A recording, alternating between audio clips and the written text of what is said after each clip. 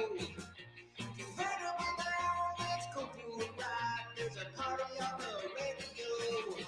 Happer and Schaefer. Happer and Schaefer.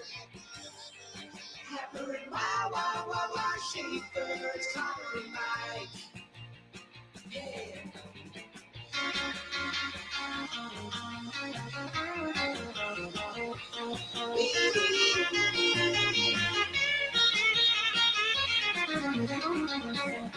Happer and Schaefer. Happer and Schaefer. Happer and wah, Schaefer. It's Connor and Mike. And we welcome you in. Good morning. Happy Friday. It's Happer and Schaefer, or wah, Schaefer. It's Connor and Mike. Good morning, everybody. Good morning. So much. What's going on? Did you stay up late to watch the softball last night? The old man's got to sleep. So that's a no for Joey. It's a no from me. You're the old man. Hilarious. I turned on. Joey was asleep before the NBA game. Let's be honest. Joey got put to sleep by his cocktails. So I turned at to the 4 in the afternoon. Okay, I turned to the channel to keep an eye on the Husker softball game. That was when Arkansas hit the 2-run home run to go up 2-0. So I'm like, okay, I'm gonna be bad luck. So I'll just keep it on the NBA game since the Spurs are blasting the Thunder, forcing a Game 7. Good thing I made that decision. Good job by you, Joey. You're right. Superstition trumps all. And Joey helped spur Nebraska softball. You're welcome. So while Joey did not participate in the game actively, he was able to propel them to victory. Now that is real power. We will go over the win. It was the first Nebraska softball win at the Women's College World Series since my 10th birthday. Last time they won a game at the Women's College World Series was my 10th, the exact day of my 10th birthday. Do you have any idea what you did for your 10th birthday? Yes, I do. It's one of my favorite birthdays of all time. I remember what I did for my 10th birthday. I went to the Royals game when they had the old Crown Vision, and they put my name up on the scoreboard. And it said Connor Happer, number 10. Was it Connor with an O or an E? They spelled it correctly because my parents spelled it correctly, and they Good told on your parents. They did an excellent job, and it's a picture that I have and that I hold close to me forever. My name on the Crown Vision scoreboard. I would love to see that picture. I have it. I could show you. I could probably upload it to the post it on Twitter. I think I've done that before. Did the Royals win the game? Great question. Let's check. Or we could let Jake Sorensen answer that at 9:15. Jake was probably there that day. Jake was a Cardinals fan. He wanted the coach fired at that point in time. I probably would have been Tony Pena. I was gonna say that's who my guess was. The Royals beat the Rangers 6-3. Look at that to improve their record to 17-29. Give me this box score. I am ready for this. Wow, you're gonna love this. Wow. So this is a great lineup. I'm just gonna tell you one. So starting pitcher was Jeff Suppan that day, which is very exciting. Jeff Suppan. He pitched against Dave Burba, who was relieved by Todd Van Poppel. Look at that, father of Always Riley. A Nebraska reference. Van Dave Poppel. Burba. Yeah, that's a good one. Former Cleveland pitcher who had success as like their third starter, and then he'd have to pitch critical playoff games. I remember this part of it. Alex Rodriguez hit a home run that day. Okay. Alex Rodriguez hit an absolute monster home run. I think I've seen Alex Rodriguez hit a lot of home runs in my time for whatever reason. So here's the 10th birthday was 2002. Yeah, 2002. So the Royals lineup was this: Chuck Knobloch in left. Okay. Nafi Perez at short. Do not remember that name at all. He was part of a very infamous trade later. Carlos Beltran in center field. I know that name. Mike Sweeney at first. Joe Randa at third. Michael Tucker was the designated hitter. Mark Quinn was in right. AJ Hinch was the catcher. Future cheater AJ Hinch. And Carlos Febles was the second baseman. He is, I believe, currently the third base coach for the Boston Red Sox. Well, he probably got fired with everybody. But he had like one really nice season. It might have been early in his career where it's like, oh, the Royals might have a nice little middle infield here. And then, are you ready for this one too? Yes. The umpires. Oh, behind home plate, Angel Hernandez. Oh no. At first base, Laz Diaz. And then at second base, Joey, you'll like this one, Randy Marsh, who in no relation to Randy Marsh, and then Larry Vanover. So I thought this was America. That's an all-time bad umpiring crew. That is a very name brand umpiring crew, by the way. Really is, yeah. Larry Van, I think all those guys are still kicking, with the exception of Angel, who removed himself. Yeah, Jeff, and for that we are thankful. Jeff Suppan was relieved by Jason Grimsley and Roberto Hernandez. Is that the same Roberto Hernandez who ended up being a different Roberto Hernandez later on? No, that's a different guy. No, that Roberto Hernandez. Fausto Carmona. Yeah, that was Fausto Carmona. Yeah, that'd be 5 years later that he would hit the scene. That's a different guy. That's a different guy. Rafael Palmeiro was the designated hitter for the Rangers that day. Yeah, this rated up lineup out of Texas. This is tremendous. All right, here's a Rangers lineup. I know I'm into this now. Rusty Greer, first base. Michael Young at second. Good player. This is very early Michael Young, probably. A-Rod at short. Good player. Raffy is the designated hitter. Juan Gonzalez is the right fielder. Carl Everett. I loved Carl Everett. Yeah. Was the left fielder. Herbert Perry was the third baseman. Gabe Kapler was in center. And Bill Hazelman was the catcher. I don't know Bill. Herbert Perry and then the shortstop for the Royals are the only two players I have absolutely no memory. Nafi Perez. Yeah. Yeah. And it's because right after him is Angel Baroa, I'm pretty sure, who He then was wins the Rookie of the Year in 2003. He might have been the Rookie of the Year in 2002. Yeah, no, you're right. It was. Because it was him, Mike McDougal were part of that 2003 Royals team. That miraculously went my 81 and friends that are 81. Royals fans, like that was their favorite team until 2014. Oh, it definitely was. Yeah. It had to be, because it was a There miracle. was no other option. It was a miracle. Right. It was a miracle, the things that they were doing to get to 500 was pretty incredible. No, he was a part of a horrible trade not very long after. Let me see where it was. The Royals got completely fleeced. And they traded by the. Oh, yeah, that's right. No, he was already acquired via a horrible trade. Oh, The Royals parted ways with Jermaine Dye yeah, very good player. for Nafi Perez. Whoa, that was a 1-for-1. That's Good right. Lord. Yep, that's some incompetency. Some pretty good stuff. Wait, so right did there. they trade? Where did they trade Dye initially? The Rockies, which I don't remember. I don't remember Jermaine Dye being on the Rockies. I don't either, to be honest with you. But apparently that was the trade back in 2000, and maybe he was in the minors at the time. Gosh, He never played for the Never played Rockies, for the so Rockies. he got This is flipped like a- immediately to the A's. yeah, I guess so. I have no remembrance of him. Well, now on I have to go to the parade. Jermaine Dye transaction log. Yeah. To see what happened This here. had to have been a three-way. Same trade. day, same day he was traded for Todd Bellitz, Mario Encarnacion, and Jose Ortiz to the None Oakland. of those guys. So basically, Athletics. everyone who traded Jermaine Dye lived to regret it. That's right.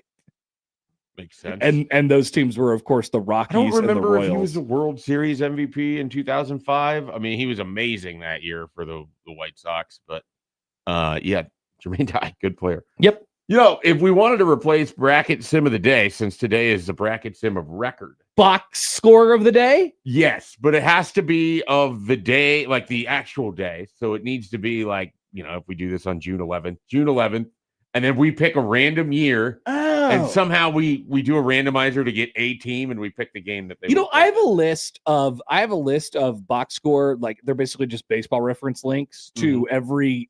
I've tried not every game I've been to, but probably the last. We've talked about this, like the binder of Yeah. you know, so you could just flip through it. And it's like I was at this. I was at have the this. last probably like 30. Yeah, oh, God, So there's a lot of good stuff in there. so jealous. Yeah. I have a really strong memory and recall of things that I shouldn't have. Yeah. And so I can work my way around years and when I was there and all of it.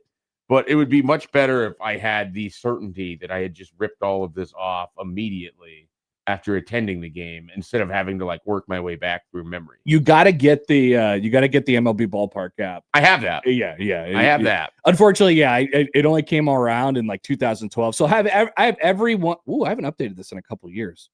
I need to get back on this. But Yeah. I have every game since 2012 Well, that I've been to. whether we're doing that or if we're just doing random games, going through those box scores, then thinking about those players, Mike Sweeney murdered Cleveland. Mike Sweeney was always hitting bombs against Murdered Cleveland. And Yeah. then Joe Randa is always my favorite. Oh, you're a Royals fan? Tell me about Joe Randa. I love Joe Randa. Joe Randa, I thought was going to be in my life for a long time. And the ones that don't are like, I have no idea. And I'm like, well, then tell me about Mark Tean. And they just kind of fizzled away. Yeah. You know, I thought Joe Randa was going to be in my life for a very, very long time. Well, you got Mark Tean for a good chunk of time. I did have some Mark Tean. Yeah. That is absolutely true. And he was the one guy. He was in the Beltran trade. Was it Mark Tean, John Buck, and then there was a pitcher, I think. I remember thinking How they got him? Well, yeah, I think those guys were in that trade, but I remember just thinking John Buck was going to be a stud at catcher. Buck Knight, ladies and gentlemen. I have an autographed John Buck baseball. So you're asking how he got traded from the Royals or how he got traded to? Oh, how he got traded to the Royals. He was a part of a 3-team trade, absolutely, with the A's, the A's and the Astros. Octavio Dotel was involved in this. Okay. John Buck and Carlos Beltran ended up on the Astros. That's what I thought. Yeah. Yeah. Octavio Octavio that being Dotel. like a big deal because Beltran was a legit star at that point. So all these notable players got moved around in this deal, and the Royals ended up with Mike Wood and Mark Tehan, which Mark Tehan was a good player for a while, but not exactly. Well, Buck too, right? That is the Astros sent John Buck and cash to the Royals. Yep. Because I think Buck was supposed Good to memory. be a big deal. Yeah, I just remember that being a huge trade at the time. Mark Tehan was also involved, as many people were, in an Edwin Jackson trade over the years. Edwin Jackson played for just about every team. That's how we get to the random game of the day. What did Edwin Jackson do on this day in 2004? Honestly, that's pretty good. Texter the 515. That's a brilliant idea. Let's do it with Husker football box scores of the games they found a way to lose. Well, there's already a podcast for that. Yeah, you don't need us for that. Oh yeah. But we certainly could do random box scores of Husker football. I do love the Husker Max pages. Oh, Husker Max is an incredible resource for that stuff. Like you can get so much information just off of their box, and they're like the last sort of vestige of that for some of these things. It's just info. It's just a database of history. They need to protect that. Absolutely, completely, and it takes you to all the links of the stories that got written. I like that too. And the little pull quotes. quotes. Oh, they're so funny. Yeah, we've done that a lot on the crossover. Yep. We should definitely. Yeah. All right. So as we're building an idea for our next new segment, because today is our bracket sim of record, and it might be over. That is a really good place to go. That's a great idea anyway. All right. Today, coming up on the show, we will talk with our regular Friday guest, Jake Sorensen, all the way in the 9 o'clock hour. And we'll be pleased to be joined today by NBC's Todd Blackledge coming up at 8:30. It is schedule week.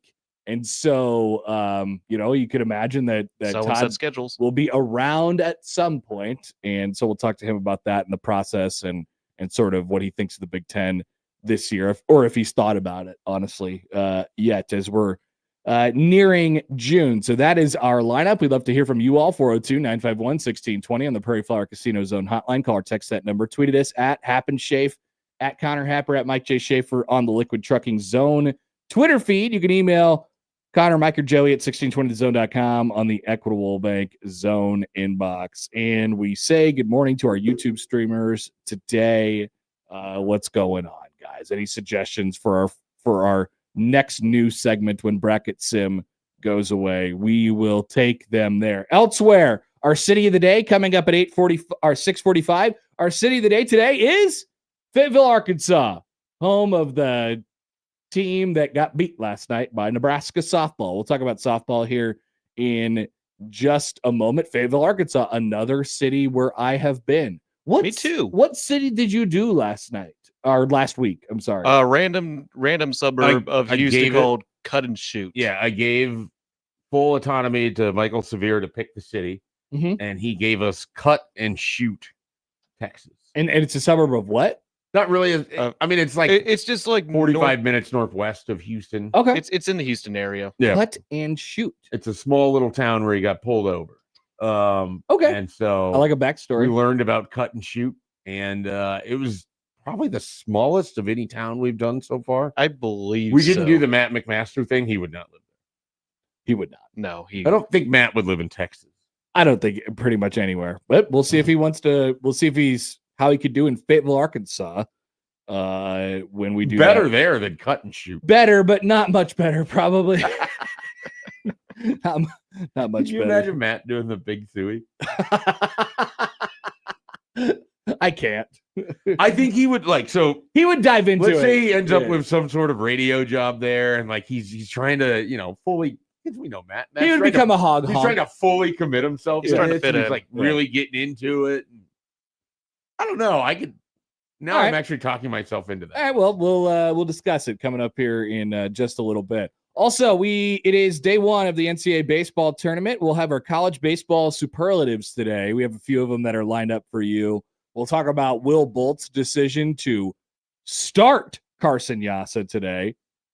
Not start Carson Yassa. Carson Yassa will start today for Nebraska. A decision of note. As it pertains to the regional for Nebraska. So we'll get to that coming up today as well. Some stuff going on in Major League Baseball where there are some very interesting things proposed as the new CBA is coming up. We have reached our starting point.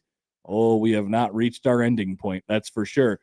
Steve Sarkisian was talking some mess, and Joey McGuire says, "All right, then, bet," he said. So we will discuss that coming up during the show today. Also, we will have a game 7 of the West Finals. Yes.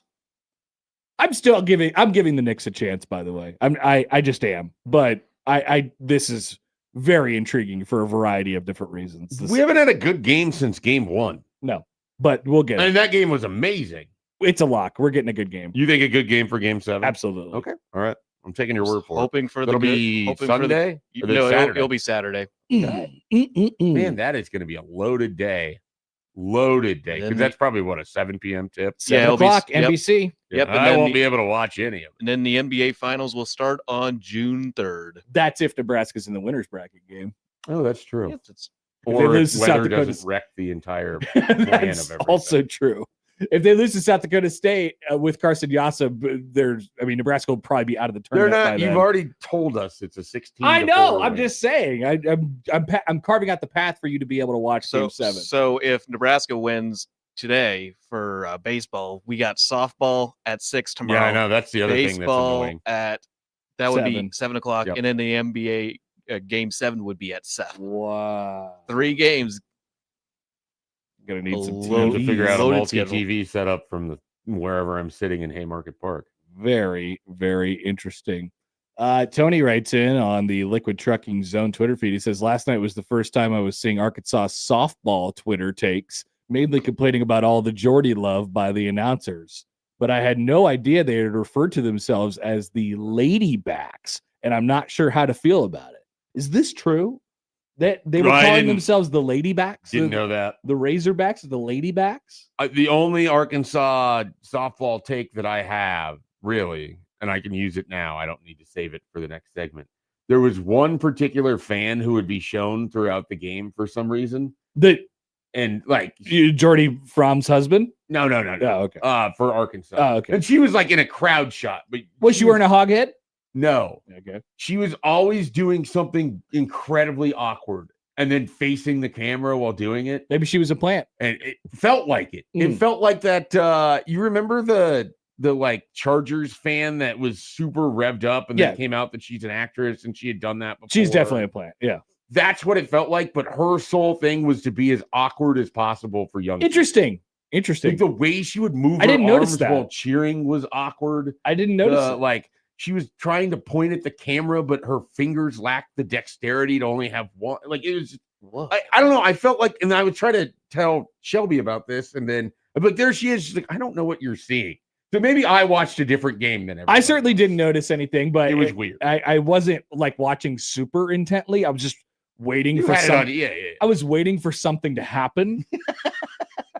And eventually You were waiting for a conclusion. there were some things that happened. Oh, they happened. We'll get into those things. We're off and running on a Friday. Thanks for being with us on Happer and Schaefer on 1620 The Zone.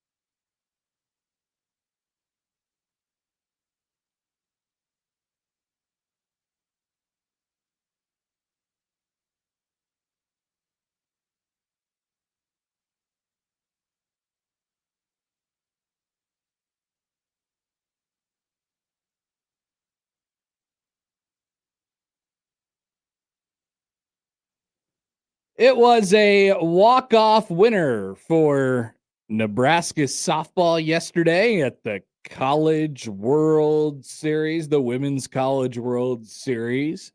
We're gonna rip off some radio and TV calls for you right now because this is what you would do if you host a radio show. So it gets to extra innings. It gets to the eighth, and Nebraska is down 3-2, and it looks bleak. They haven't done anything offensively in a while, and to the plate steps Hannah Core. This is Nate Rohr, courtesy of the Huskers Radio Network. Arkansas 3-2, bottom of the eighth, one out. The batter is Hannah Core in the first pitch. Core swings and drives this one to center and deep, and it is gone! It's gone! And this game is tied at 3! We're back! The way he holds three is great. The little voice crack in there is great. The sheer just shock. And I can't speak for you. It happened. I'm like, oh, she hit that really well. And then it's like, it was a missile just getting out of there. I know, yeah. Both of the first two home runs. So the girl who hit the 2-run homer off of Jordy and then the Hannah Course, the first two home runs hit, they were absolute lasers. I'm not very good at calibrating what is a home run and what's not off the bat in softball. Yeah. Well, it's hard. Because there's that split second where you're guessing before the camera turns around, before they change the camera angle. And in softball, like I've just watched too much baseball to recalibrate my brain, and so I can't tell. Well, unless they really get into it. What I have basically picked up now as a softball casual is like when they hit the line drive like that, it has such a chance of just an arc being high enough. Yeah. Because the 2-run homer off of Fromm, like I think Hannah Core might catch that if that's like a mile per hour slower. Like she was very close. Yeah. And in great position, just it was too fast for her. And then her home run was just like I said, it was like a lightning bolt being shot out of there. And then it was a walk-off home run. This I knew was gone. In the 10th. Yes. Yeah, it was 10. In the 10th. Bottom of the 10th. I have some notes coming up, but let's hear it from Nate Rohr, courtesy once again of the Huskers Radio Network. Infield to the right as well. Heron to the wine, her 1-ball pitch. Ava swings and drives this one to center. Johnson going back. It's gone. It's gone. Huskers win. Huskers win. Huskers win. Huskers win 5-3 on the Kuzak 2-run home run. That's so good. Yeah. The Nate voice cracks are now. I love it. I love it so much. They are now like they've happened a lot. I mean, it happened. I listened to his call when they clinched a College World Series. Damn. And I'm like, this is now Nate's thing. He's just yelling so loud that it's just a voice crack. It gives me a little bit of a Tom Hamilton. Tom Hamilton's voice doesn't crack, but just the sheer enthusiasm is great. And then I was thinking about this. So Pavelka obviously waits, 40 plus years or whatever it ends up being. Nate Rohr is 22 years for him to get to call that moment. It's crazy. Incredible. Yes. At least he didn't fall out of the press box and die. Or talk about A-holes and B-holes and everything else. But it like reminded me. It's impressive. You think about it, and it's not just Nebraska. It's all the schools that get covered here. There's a lot of really good play-by-play in this state for these teams. Like, we should not take this for granted at all. Yes. How good the play-by-play is. Yeah, this state. Nate, who you guys talked to last week, and I think we need to get on again. I think he'd be happy to do it next week. I was texting with him last night. He's like, I have to somehow go to bed, and then I'm waking up for a 6 a.m. He's like, I'm waking up for a 6 a.m. radio show in which my goal is to not talk. And I'm like, well, you work with Jack Mitchell, so it can't be that. That's hard. right. And he's hosting from a Airstream. I know. I normally do something on Fridays with Jack Mitchell. I was like, we're just gonna punt on this. But Nate is one of the most prepared. Yeah, no, he smart is people tremendous. you'll ever meet. He really is. Here's how it sounded and looked, Joey, if we're ready to play some video on the ESPN broadcast last night on Ava Kusak's walk-off home run. There you go. That is courtesy of ESPN last night. You saw the crotch choppers, as I'm calling them. I believe they're calling themselves the Bolin Boys. Yeah, I think that's their name. So did you see their newest addition to crotch chopping last night? I missed this. I saw this on the rundown, and I'm excited to learn. There was 3 of them on top of the, basically on top of the dugout which is why you're going to get yourself in trouble if you're on top. Don't be on top of the dugout, right? But they're basically on top of the dugout, and there's 3 of them lined up, and the 2 outside people crotch chop each hip of the middle person. And so it's a 3-man crotch chop. I am telling you, They've added innovation to this. DX would love these guys. Like this is great for him. It's her husband. It's Trey Fromm, right? And then her it's brothers? many of the boyfriends. Okay. I would imagine of the team. I thought the initial iteration of it was think it Trey may- Fromm and then like one of her brothers. it or may have something like that. grown. But yeah, well, I can't imagine that the Bowling Boys is going to be a thing going forward. There's like 7 of them now. You know, And they were famous last night. I saw taking pictures of people on the good. concourse. I like it. It's tremendous. So they've added a new innovation to crotch chopping as well, which is absolutely fantastic. And they're in no danger of getting kicked out, I don't think, of the Women's College World Series. I think they're fine. So here's a few notes for you. This is courtesy of Nebraska Athletics.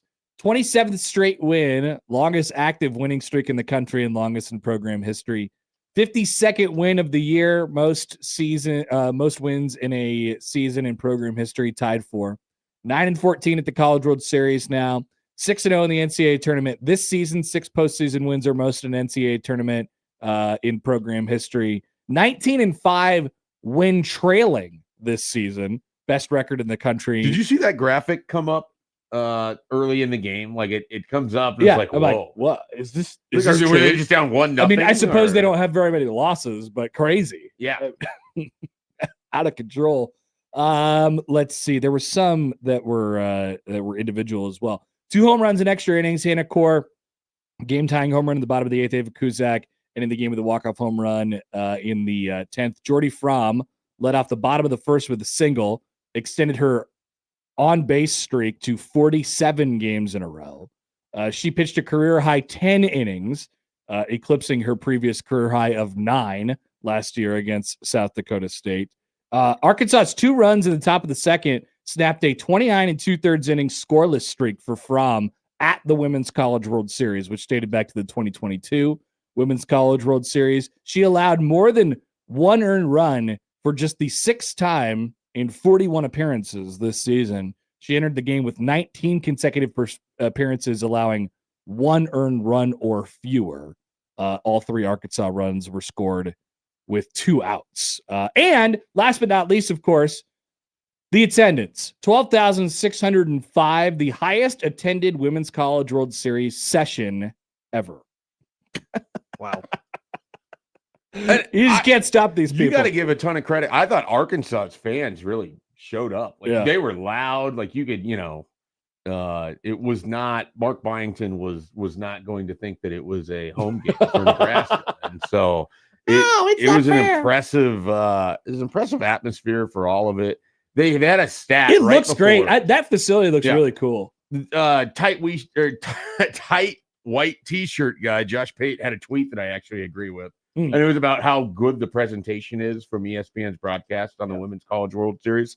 And like, this is not an event that I like walk into, but usually when it's on, like I will have it on. I am by no means like some sort of massive softball fan, and I don't understand all of the substitution rules as I learned again last night. Yeah. But it's a really well done event. There's just a select few that know softball and follow it, college softball, and I do not want to present myself as anything other than a casual. Absolutely, same here. And ESPN knows who those people are, and they do a great job with it. And I think they do the same thing for the Men's College World Series. Yeah, both events are really well done. It's very much about the event and the stories and the personalities inside of it and all the stuff that makes college athletics really, really cool. That's why we have the take every year after the College World Series ends of like, this always feels like the last bastion of like college athletics purity at the College World Series. And it's getting less and less that way. Is it because they cut to Marty Smith in a Wembyama jersey after the greatest College World Series game that I think has ever existed? It is quite the contrast. And they spent no time talking about this amazing matchup between LSU and Wake.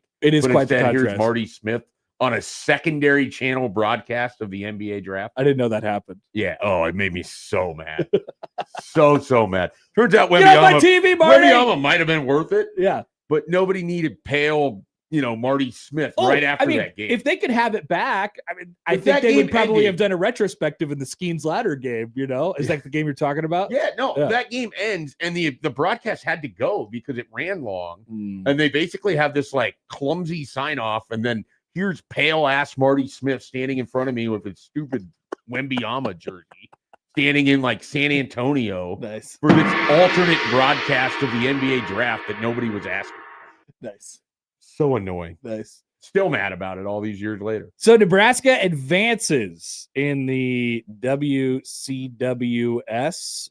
They advance to the winners bracket where they will take on number 1 seed Alabama At 6 p.m. on Saturday. at 6:00 on Saturday. So plenty of time to watch hopefully Nebraska just run rules them or whatever, and then they go watch the baseball winners bracket game in the Lincoln Regional, which we will talk about plenty coming up on the show today.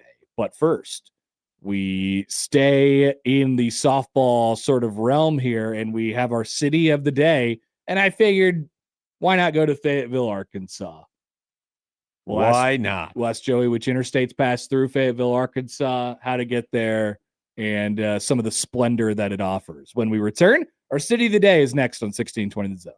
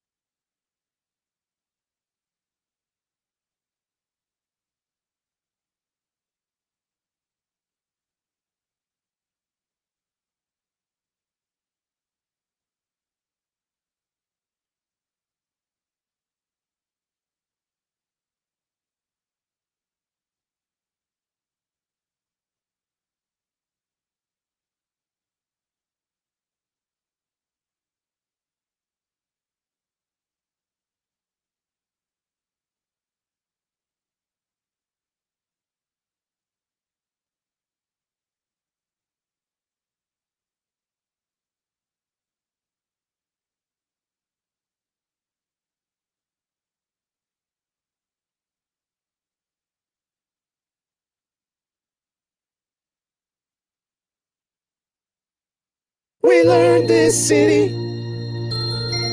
We learned this city on Happen. Schaefer learned this city. We learned this city on Happen. Schaefer.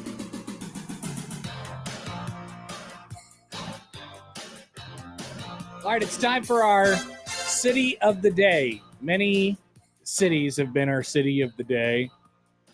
I got the list. You do? You have the list handy? Yes, I do. So how many cities have we explored so far? Or how many are we, we should be at 15. Let me do a quick count. 15 cities.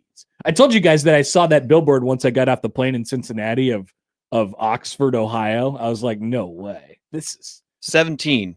We got 17 cities. 17 down, so this is our 18th? This is our 17th. All right, this is our 17th city. Look at that. Our 17th city of the day is Fayetteville, Arkansas. Why are we doing Fayetteville, Arkansas? Because Nebraska played Arkansas in softball last night, and it's regional weekend.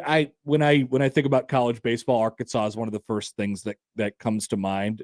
This weekend last year, I was in Fayetteville, Arkansas for a baseball regional. I have been to two separate baseball regionals in Fayetteville, Arkansas: the 2021 Fayetteville Regional and the 2025 Fayetteville Regional. Both were won by the Arkansas Razorbacks. In between, I don't know if they.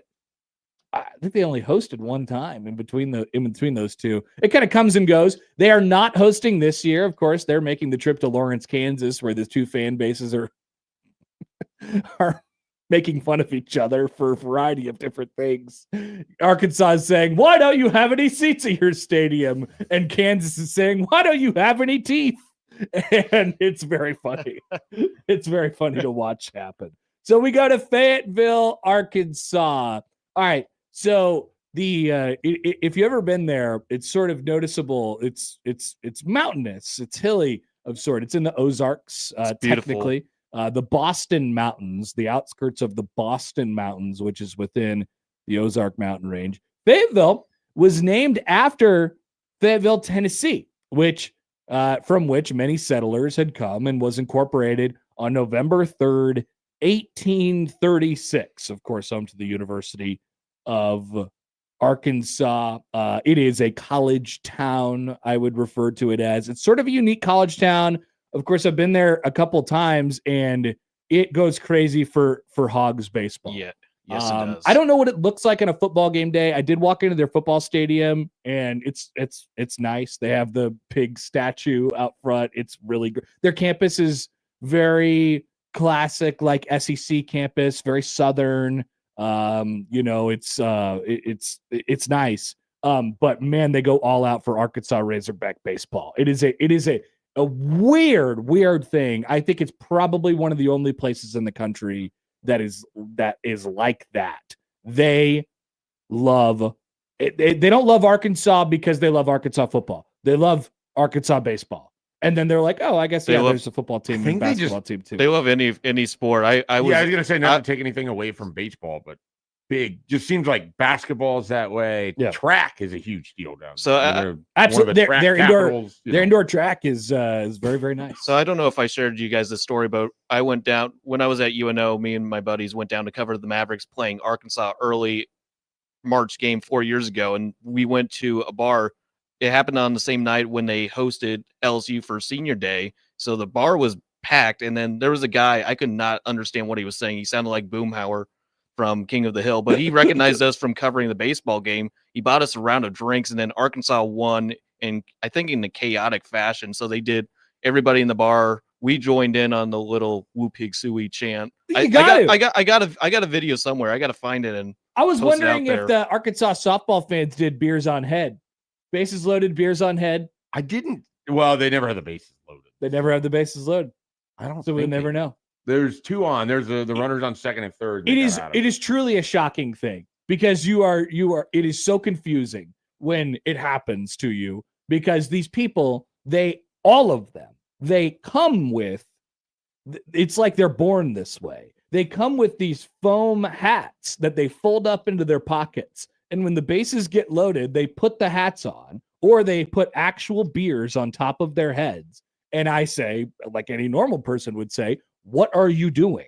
What's going on right now? I feel like a normal person says it even stronger. What are you doing? What is going on right now? And they're like, what do you mean? Bases loaded, beers on head. This is what we do. And then when the This bases is perfectly normal. when the bases stop being loaded, they put their foam hats back and they put their beers down. They Makes start total drinking them sense. again. Yeah. It's very, very odd. Very odd. All right, Joe, interstate. I-49. 49. Yes, to get there from Omaha, just take I-29 going south. You'll get to Kansas City. It's great. Just go around I-435. Just get around the downtown area. Don't just avoid going downtown altogether. This is what I did when I traveled. then you're on I-49. Then you're eventually in Arkansas at some point. When I drove there for the 21 Nebraska regional, like I stopped in Kansas City. It's like exactly 6 hours. 3 hours is Kansas City. You stop in Kansas City for lunch. You get some barbecue. You do the rest of the 3 hours, and you go. It's sort of a nice scenic drive if the traffic works out It's for you. beautiful going through the Ozarks. 49 straight through. 4971 is the highway that it sort of turned into as well. A lot of people stay up in Springdale or some of the different sort of towns up there, and then Fayetteville is obviously the very, very college town. Not a whole lot of options for hotels in that town. What is Al telling you, Schaefer? Nothing that you guys haven't already hit. Just like a huge outdoor center.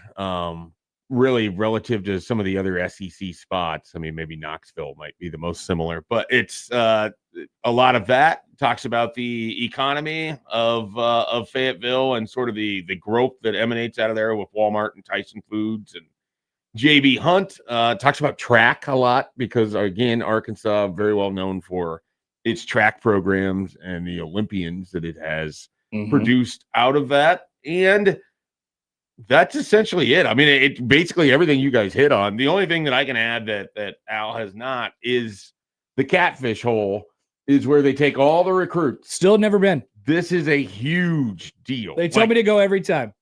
When I was covering recruiting, and you go to the other message boards to get recruiting information or whatever. Nebraska's going up against Arkansas for someone. And I would constantly see references to the hole.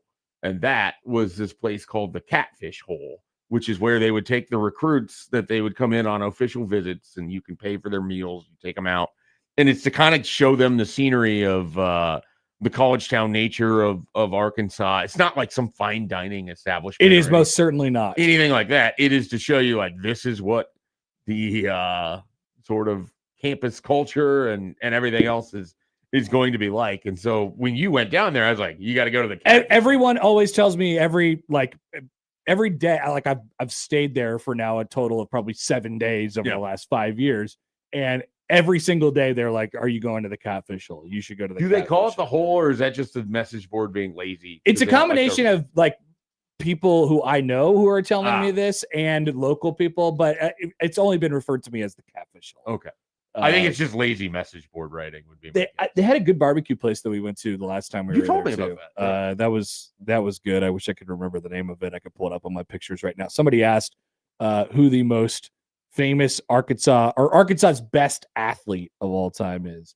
Oh, I mean, I think you would probably go. So somebody said Darren McFadden, and best athlete of all time. Like, wouldn't it be one of the Olympic medal winners? Probably one of the Olympic track stars, which I would. I'm trying to think imagine. of who their most famous Olympians. They've also had like multiple number one baseball picks over the years. I mean, I don't think you would put like Andrew Benintendi in the category of best athlete, but he was certainly drafted very, very high. So I don't know what the answer would be. Most famous alums would be Jarrah, probably Jarrah, who is a big donator back to the program. Pat Summerall went to Arkansas. I think there's got to be a couple presidents. Bill Clinton. Yeah, he's an Arkansas guy. Yeah, Arkansas guy. I don't. Did he actually? You can't count on AI for anything. It's trying to tell me that Scottie Pippen is an Arkansas grad. He's a Central Arkansas grad. I knew that was wrong when I saw it. Yep. Walton family, of course. And then, of course, if you're around long enough And if you go to any of the sporting events, you may indeed run into John Daly, who is one of the biggest Arkansas fans there is. He went he went to the game last year, the winners bracket game between us and Arkansas, and they drove him up in like a blacked out like car, and then he got out of his car. Nobody said anything to him. Everybody knew it was John Daly. Everyone was pointing. It was like, that's John Daly right there. But nobody said anything to him. He walked up to his suite and he raged all night long and watched Creighton and Arkansas play baseball. Wow. It was intoxicating to watch. That's pretty cool. It was a lot of fun. That's pretty cool. I could watch John Daly just be John Daly. Yeah. All day long. That is our city of the day, Fayetteville, Arkansas. We are, well, by the way, Texture writes in for the 515. He says, somewhere south of Kansas City, the roadkill changes from raccoons to armadillos on the interstate. It's a great point. It does. Yeah, the clay starts getting more and more red and things like that. Like it very, very quickly changes once you get south of Kansas City. That's for sure. All right. We'll be back 7 o'clock hour. We'll get into the regional for this weekend and the decision made by Will Bolt yesterday. We'll be back after this on 1620 The Zone.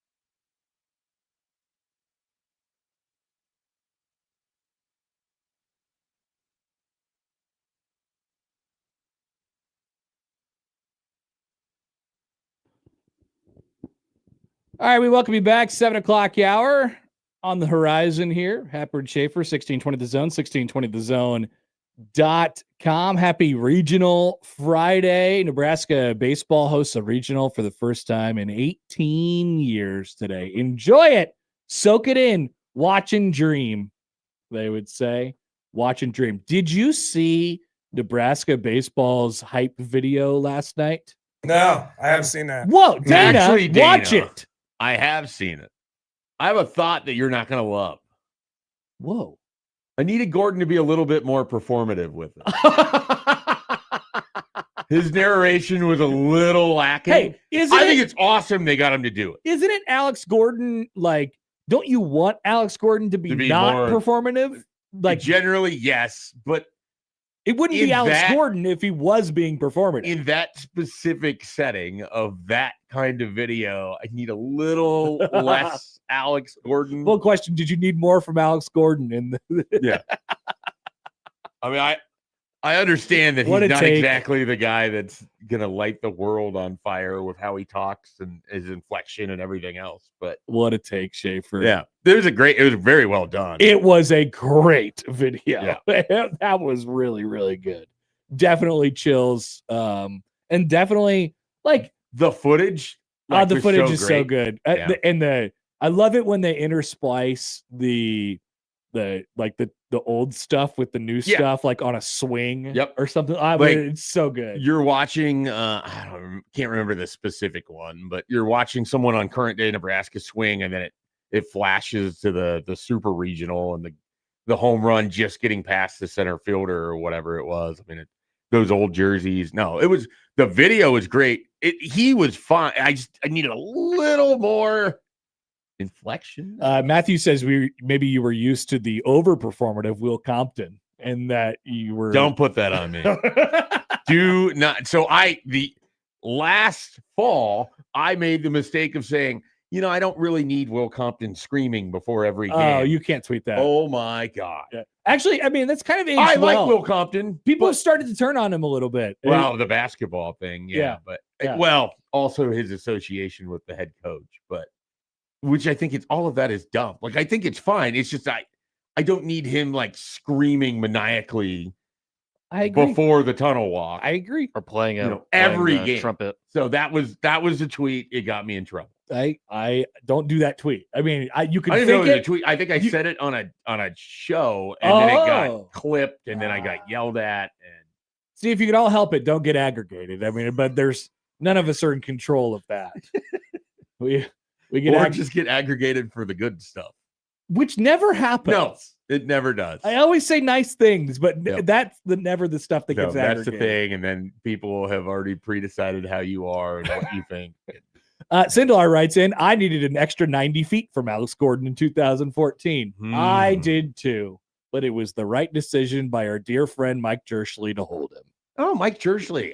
I never put that together. That was him. Storm Chasers manager Mike Jerschley. Former Storm Chasers manager Mike Jerschley. Sorry, I know it's Patrick Osborne now. By the way, okay, so here's the connection then.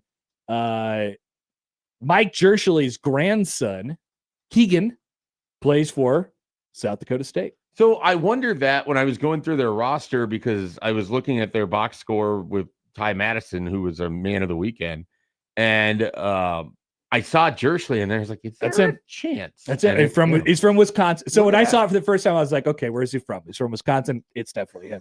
And then I double and triple checked it. I know there can't be that many Jerschleys in Wisconsin, and if there are, they're all related. So if you want a good chirp this weekend, you have it, right? Hey, Keegan, your grandpa forgot to send Alex Gordon in Game 7 of the 2014 World Series. Or you could be really nice. You could do it the Nebraska version and say, hey, Keegan, I thought your grandpa made a really, really good call when he held Alex Gordon in Game 7 of the 2014 World Series. Hey, Keegan, Madison Bumgarner, and I think your grandpa. Oh, man. Sorry. That brings up bad memories. But anyway, it was a great video. Go watch it. And it's another well done performance by the Nebraska social media crew over there. Decision day yesterday. We mentioned this at the very tail end of our show. Will Bolt decides to start Carson Yassa in game 1 against South Dakota State tonight. Why? Well, it's because of what we thought, which is what's the most important game? The game right in front of you. It also sends a message. So just to be straight here with this, like, it's not what I would have done. Nebraska is deciding to not throw off tonight. Excuse me. It's not what I would have done simply because I feel like Nebraska has an opportunity that most teams in the field do not. As I've talked about this week, I think they're playing the worst team in the field of 64. And I think it's a great opportunity for you to have all your best bullets on Saturday in a winner's bracket game. Obviously, the point is rendered useless if they don't win the first game. And there is the mentality part of it. Nebraska has approached their business in a certain way the entire season. And here you go. And so I'm not mad at the decision. I'm not even really against the decision. It's just not what I would have done. I could absolutely see reasons why they're doing it this way. And we'll see if it works out for them either way. I imagine, I don't think they're losing tonight either way, which frankly is more of the reason why you don't pitch Carson Yassa tonight, but Nebraska's going with their best. And how could you fault them for that? Right. I've gone back and forth on this a few different times. Ultimately, and I've listened to some people discuss this as well. I was listening to Brunts and Ben McLaughlin on the drive in this morning, and they were talking about it. And when Bolt talked about it, basically the idea is he and Rob Childress, when they've had this opportunity, when they've discussed these things before, they just feel like you just go with what your situation is. You just respect the opponent you have in front of you, and you don't get cute with it. And I can understand and appreciate that rationale. It's just really hard when like what awaits you in that second. Let me tell you another thing that it does. I've assumed things before and been wrong, specifically about the pitching rotation for this weekend. But my guess would be Nebraska's second best starter option is Ty Horn. Yeah. I think they're going to come back with him in the winner's bracket game. Which is fascinating because they didn't do what you would have thought they would have done in the Big Ten tournament, where they threw Ty Horn in relief and they didn't. Felt like that was just an all hands on deck, win the Michigan game. Yeah, situation. and I guess that was sort of the critical thing. Like, hey, we win this game, we're going to be fine, and no one's going to fault us if we lose to Oregon, and it doesn't matter. We're going to be a top 16 seed. Right. Just take care of Michigan. We're good. Right. And maybe that was the whole thought process. I think that's what they were doing. That's how I thought it was maybe setting up to basically like the best way to use Ty Horn is across multiple games versus one game. But I agree with you. Like, having watched Gavin Blachowicz against Oregon, which I think is a good representation of the type of hitter that you might see from either Ole Miss or from Arizona State, given the plethora of home run hitters. Dongs. I think you're right. I think you just sort of go into it with Ty Horn as the starter. I think he's your starter on Saturday. And I think here's what happens. Because of this, you're sending a message to your team, right? Hey, look, we're going to pitch our best pitcher on our Friday night game. That's what we do. And we are trusting you, Ty Horn. Yeah, I think that's right. He is an energy guy. Ty Horn had a fantastic start against UCLA last year in the Big Ten tournament. And UCLA is better than either, not this year's UCLA, but last year's UCLA team, which made the CWS, is better than either of Ole Miss or Arizona State. I think so too. And so you're telling him like, hey man, go out and do your thing. Like, you've earned this opportunity and you get the stage that you've always wanted. He is a fiery, competitor on the mound. I think that all bodes well for him in a situation where there's going to be 9,000 freaks in the stands yelling and screaming the entire time. There's going to be so much noise. It's going to be disgusting. And so I like, if you're making the case, if Will Bolt was to passionately make the case to me, which he doesn't have to, all he has to say is, here, look, here's the starter. Like, that's what I'd be saying. Like, no, man, here's how I look at it. Ty Horn, we love Ty Horn. And we're putting him out there on Saturday in our biggest game. Our biggest game ever. In how long? Yeah, our biggest game in ever, 5 years. Our biggest game since the regional final. final. Lifetime of these players. Absolutely. So yeah, I think you're right. It's totally fine. It's absolutely fine with me. the other thing is, if it works for you, let's say you get to 2-0 and you go Yasa and you go Horn, then you're sitting there with a guy that you like in Blackowitz in game 3 for you, where you just need one win to be done, and your opponent has already gone through significantly more pitching. Yeah. And so you're in a really enviable spot. Obviously, the key is to I start want to 2-0. present you a scenario. At what point are you pulling Carson Yasa if Nebraska jumps all over South Dakota State's pitching? Because if there's a world where you can set yourself up to have Yasa available for a Monday game if you need it, and he only has to go 4 or 5 innings on Friday because you're already up 10-1 or something. Given how they approach this initially, my guess would be if you're in a situation where like you would try to not use Yasa for the second time. Like I think given this decision, they're going to be a team and a group with Will Bolt and Rob Childress who lets Yasa go. Like that would be my guess given this decision. But if you're gaming it out, which a lot of people immediately started to game it out a little bit yesterday, hey, you're up 6-0 in the fourth. Like, do you yank him? That sort of sends an opposite message of the one that you were sending yesterday, I think. So I don't think they're going to go what that if it's, way. hey, bullpen that everybody has maligned all season? We believe in you. Yeah. It's not the message. Nobody would believe. I don't see. I don't see that for this group. But yeah, your options become wide open if you reach the middle innings of the game tonight against South Dakota State and you have a sizable lead. Yeah. My gut says that they don't do anything unorthodox. That'd be my guess. I don't know if I'd want them to either.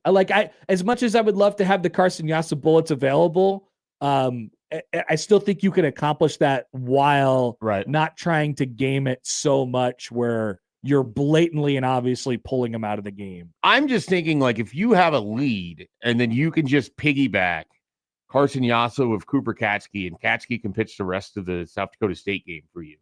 Because I'll be honest, I think Cooper Katsky has given Nebraska a lift at times this year. That's not a guy I want pitching against either Arizona State or Ole Miss. That's why I kind of thought he was going to be the guy in this game. That's what I thought too. And so that's why if this scenario presents itself where your offense jumps all over their pitching staff and you're through 4 innings with Yasa and you can turn around and give the ball to Katsky and it's like, all right, we're trying to run rule these guys.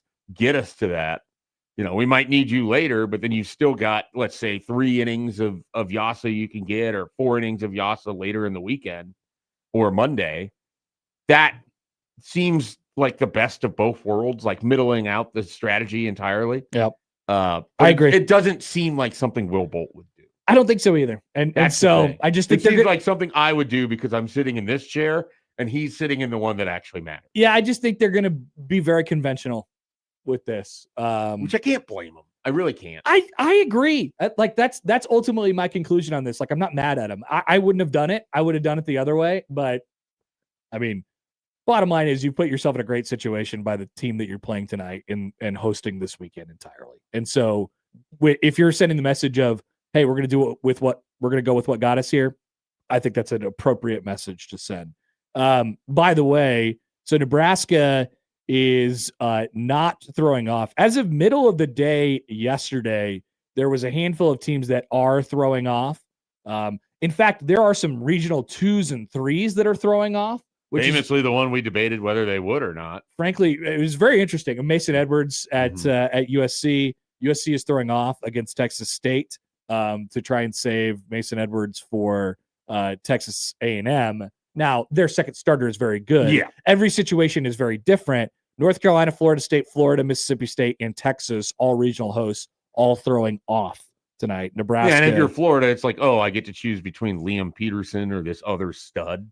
Every situation is different. Some schools don't have like clear cut Friday night starters. Right. Nebraska does, though. Some teams really rotate their Friday guy, which I didn't really realize because that's never been a thing a Nebraska manager has done. Yep. Since I've been paying attention to Nebraska college baseball. There's they really like to have that name you can just write down on Friday with regularity.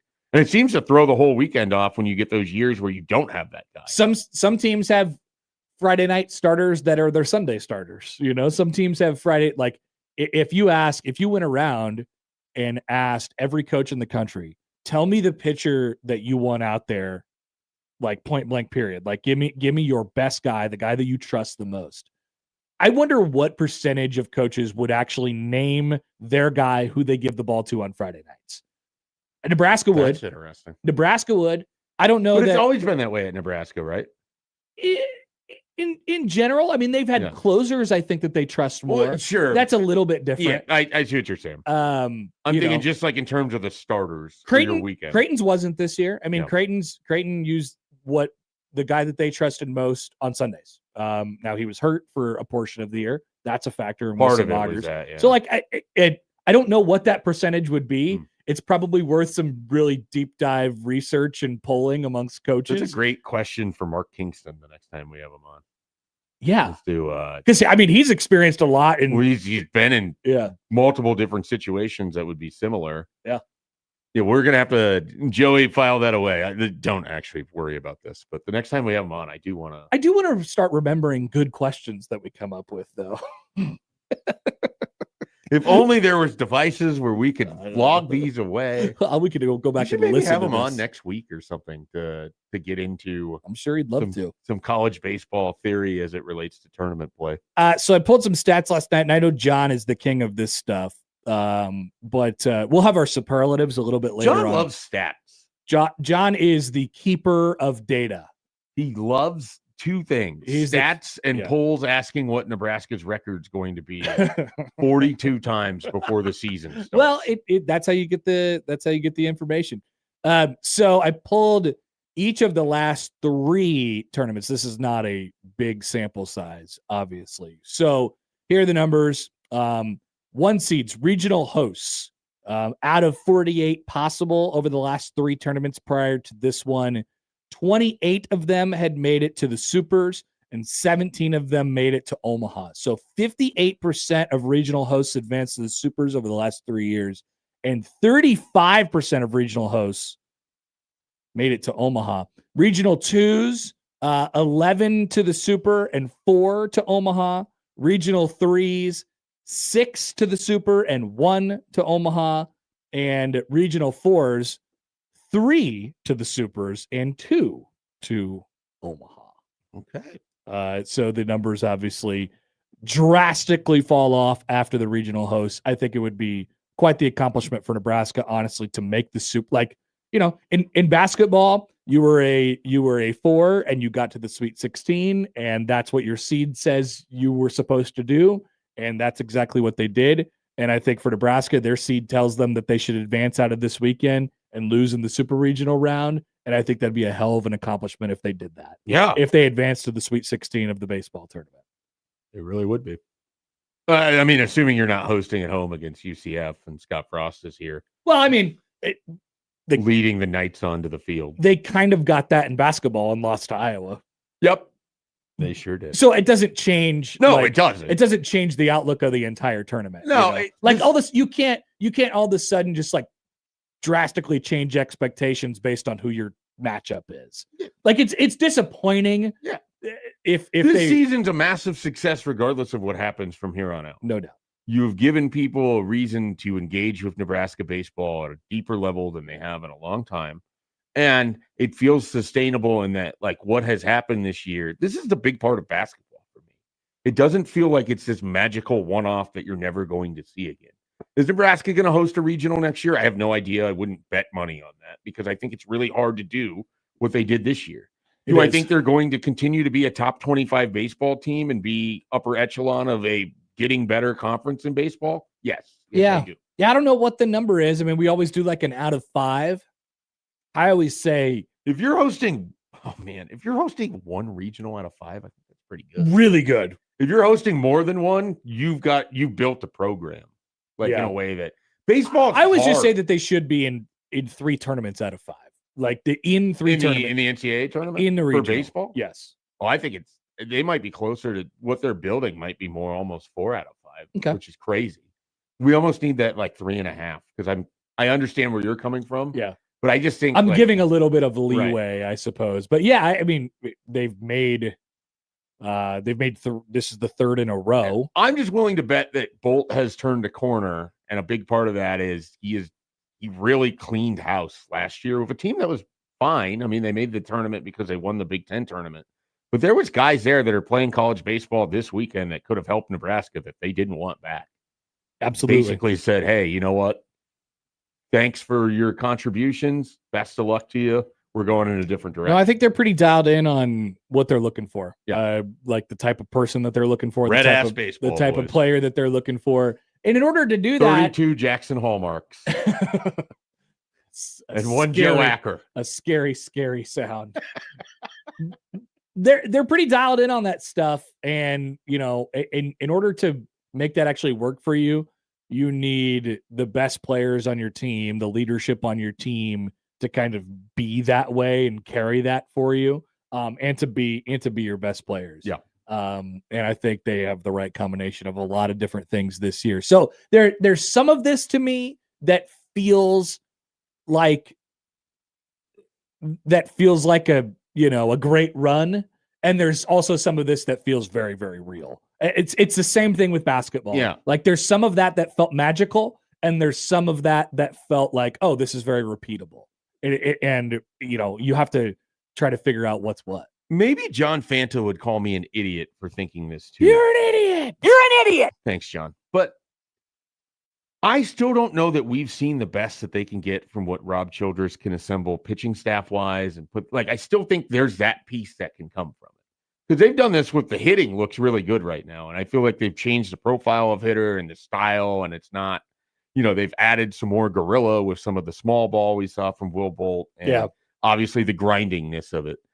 If Childress can sort of nail the pitching piece as he has done elsewhere at A&M, very different caliber of player, but he has found gems throughout his career that were guys that, you know, even at A&M were overlooked by all of those schools too. Mm-hmm. Like if that comes along with it, that's where the elevation for Nebraska baseball, I think. Yeah, I don't know what more is that. He's been here for a few years. Yeah, now. I know. But it's just like, we know what it had looked like it was at A&M too. Like, yeah, they're really good. They didn't always end up, as Asa Lacy would tell you, they didn't always end up being major league pitchers. Don't talk about Asa Lacy. But I mean, the staffs he's assembled for like a 20-year period between Nebraska and A&M.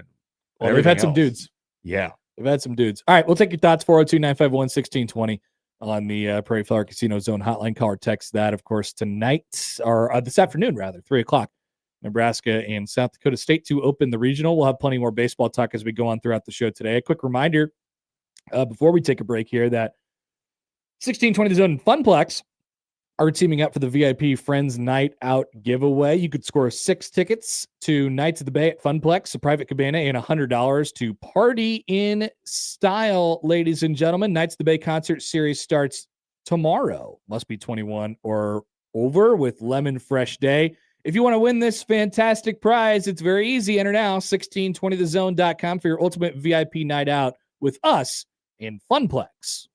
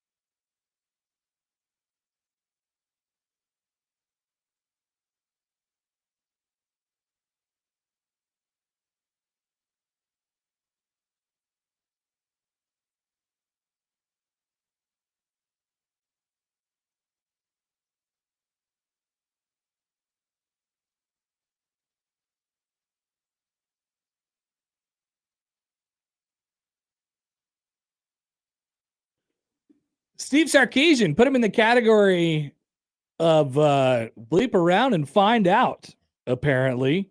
Fafo. Last week, Steve Sarkisian thought he was taking a shot that, basically doing the equivalent of like shooting something into the sky. And it's like, I don't think this is going to hit anything. Nothing will come of this. I think I might as well just say something. It was pointed in a certain direction, but not really aimed to hit anyone. As Sark mentioned last week, talking about Texas's tougher road to the playoff, quote, there's a team in our state in another conference with a schedule that I would argue, if I played with our 2s and 3s on the depth chart, we could go undefeated. Sarkisian told a crowd in Texas earlier this month, and they'll probably make the college football playoff this year. Well, Joey McGuire, the head coach of Texas Tech, found out that had been said, and that was about his team, the Texas Tech Red Raiders, and then decided to do a full-on media onslaught yesterday with him and his oil tycoon friend Cody Campbell, and said, here's what we're gonna do. I think that's totally fair. You're probably right, but he said, quote, we would love to play Texas. And he offered to buy, Cody Campbell comes in and offers to buy out of the contract of the game that he had previously had scheduled that week, which was against, I believe, Abilene Christian, and offered to buy Texas out of their game that was previously scheduled for week 1, I think was against Texas State. And they're going to buy both teams out of those games and play each other, if not in Lubbock, then at AT&T Stadium, Jarrah World in Texas. Quote, we would love to play Texas, which is very, very exciting. So we have a budding situation here. Sorry, Sark. Your statement was heard by people, and You're an idiot. He has to do something about this. Yeah, your options can't just be to ignore it. Yeah. When you are out there running your mouth on a number of programs this year, by the way, which is really kind of funny because, Texas still hasn't won anything of note under him. They've been better than certainly they were with their parade of coaches before that. But it is, remarkable to me that he's saying this stuff that he, like, whether it's the basket weaving comment, or I think he said something about another SEC program at one point in time. I don't know if he thinks I don't know if he thinks this stuff isn't going to get. One thing that college coaches love is being petty, and being able to motivate their teams. I mean, found it. The thing about it is, like, you can't say that and then do absolutely nothing when Texas Tech is like, yeah, we'll play. Yeah. Like, it's hilarious if you read the comments replying back to Cody Campbell, who's acting as the, head of Texas Tech athletics, is amazing. Pretty funny on a different level. Yeah. And there's all these Texas fans that are like, our schedule's already hard. Like, okay, then tell your coach to shut up. Yeah. Or play Texas Tech. Like, they're ready to play you. Like, you could have said, you put the gauntlet down and they responded. I don't know who Sark was talking to, Yeah. but Sark could have gone out there and been like, hey, look, I think we have a really tough path to get to the college football playoff. Like, the SEC is really hard to get through. Yeah. He could have said that. Instead, he said that and added, hey, look, there's another team in our state who plays in a cupcake conference and we don't respect them. Basically is what he said. And that other team was like, whoa, okay, fine. We have oil money. Let's buy out of both of the games and just play each other. And And then it's now like- it's crickets from Sark. Right. And it's like, okay, we'll do this. We'll play at AT&T. We don't even have to have it as a home game. So there's, it's going to look pretty bad when Texas chooses to absolutely not respond. They're not playing this game. Oh, yeah. They're not playing this game. I would love them to play this game.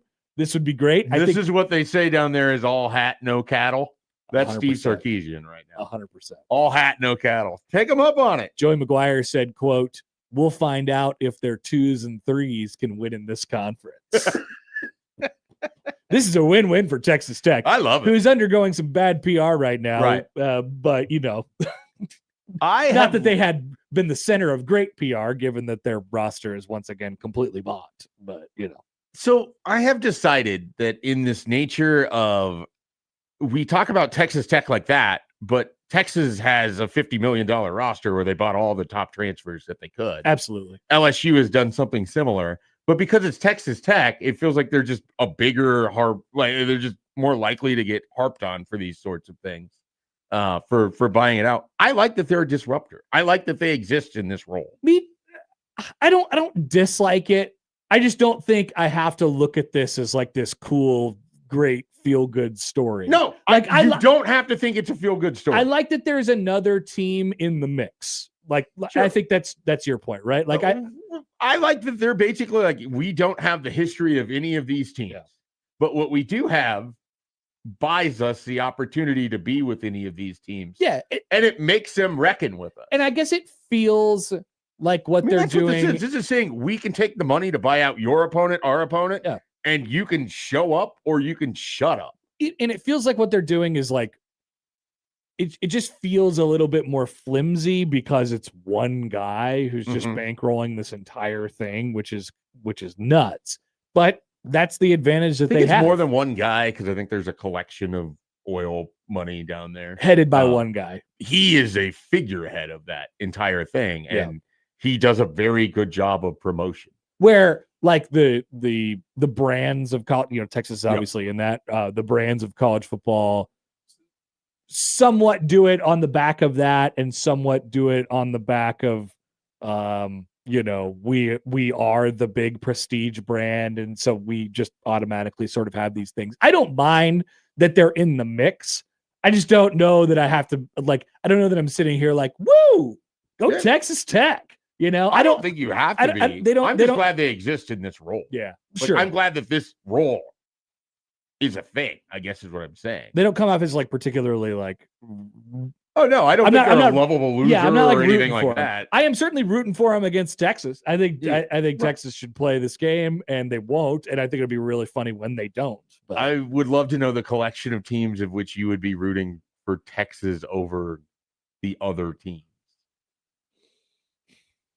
And again, like I've said this on this show before, I don't have the same disdain for Texas that a lot to around here have. Yeah, the list isn't very. But it's not like there's a lot of opportunities where I'm like, oh, I would take Texas here. Especially with Sark.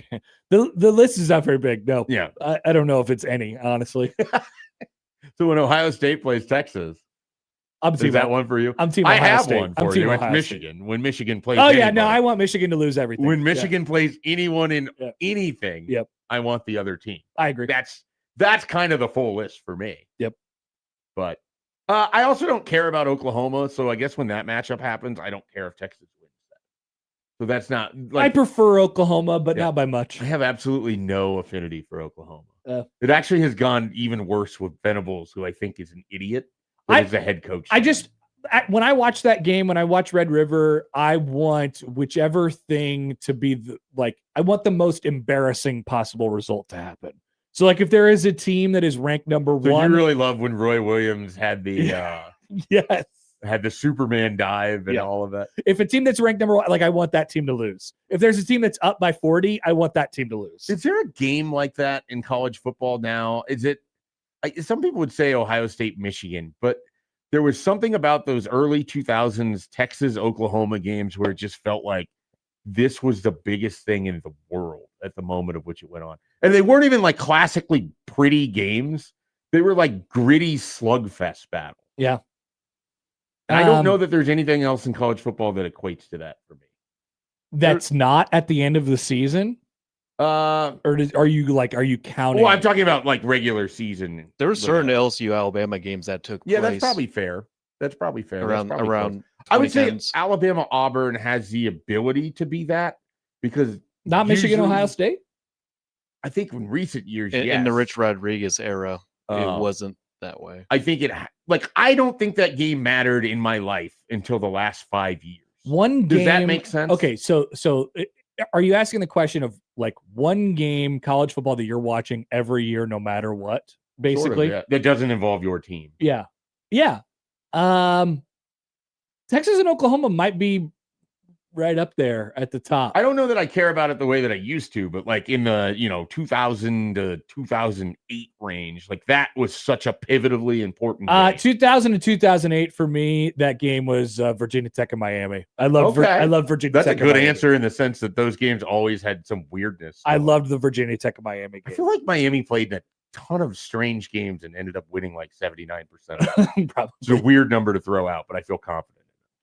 Michigan and Ohio State. I just don't think that game mattered to me until the last 5 years, where there's basically like national championship ramifications with it.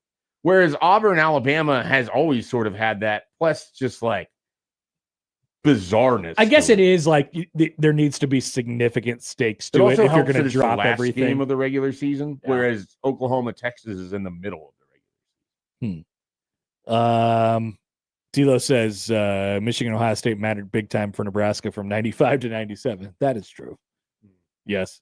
But this was Schaefer dropping everything to watch Michigan, Ohio State, to potentially see the loser of that game. In 95 to 97, I was not paying attention to Michigan and Ohio State. I will put my hand up and say that one for sure. Gosh, that's a great question.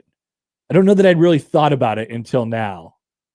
But I don't know that there's any game that exists that way anymore. Yeah, that's probably true. Is there any games that exist Well, that not way? in a playoff era where there's not as much of a, because that was like you're knocked out of seemingly the Big 12 South. Yeah. You're knocked out of the national title picture. Yep.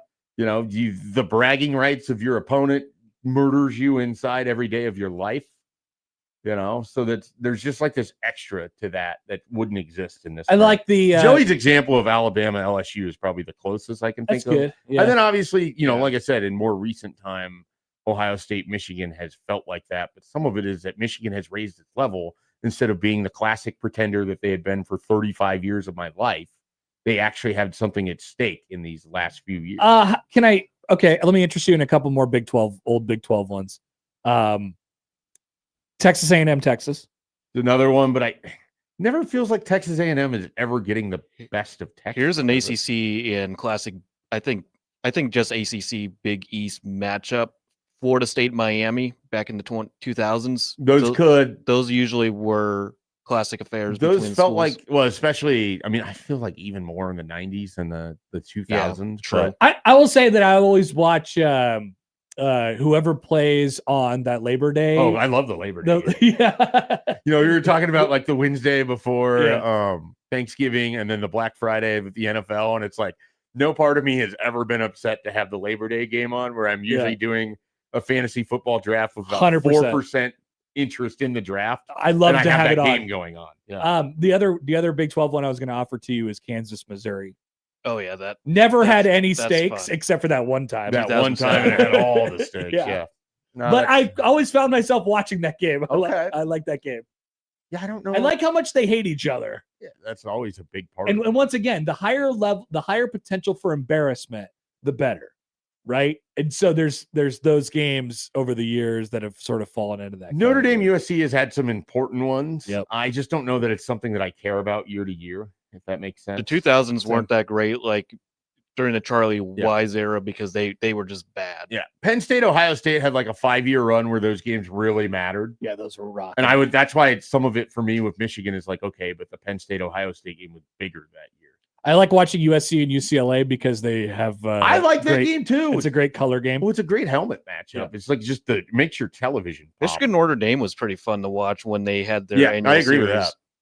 But again, it's just they hate each other. Just root so hard against Michigan. Yeah. But the question is basically here. I would like people to respond to this. Just blindly every year, not regardless of how good each team is. Like, tell me you have to drop everything and watch one game. Josh Peterson and I, for the longest time, would go back and forth about the Apple Cup because we kept waiting for the year that Mike Leach was finally going to win it, and it never happened. But we would be watching this game, texting about it, like, "You still watching it? It's 52-7." Some good stuff. Yeah. There was some good stuff in those games. Oregon, Washington at the end of That the has year. become something that is They played that great game 2 years ago. the Penix Bo Nix game. Yeah. Yeah, I agree. Incredible game. Yeah, that's certainly But more on my radar now. Doesn't register quite as much. No. All right, let's take a break. Joey's got some headlines when we come back on 1620 The Zone.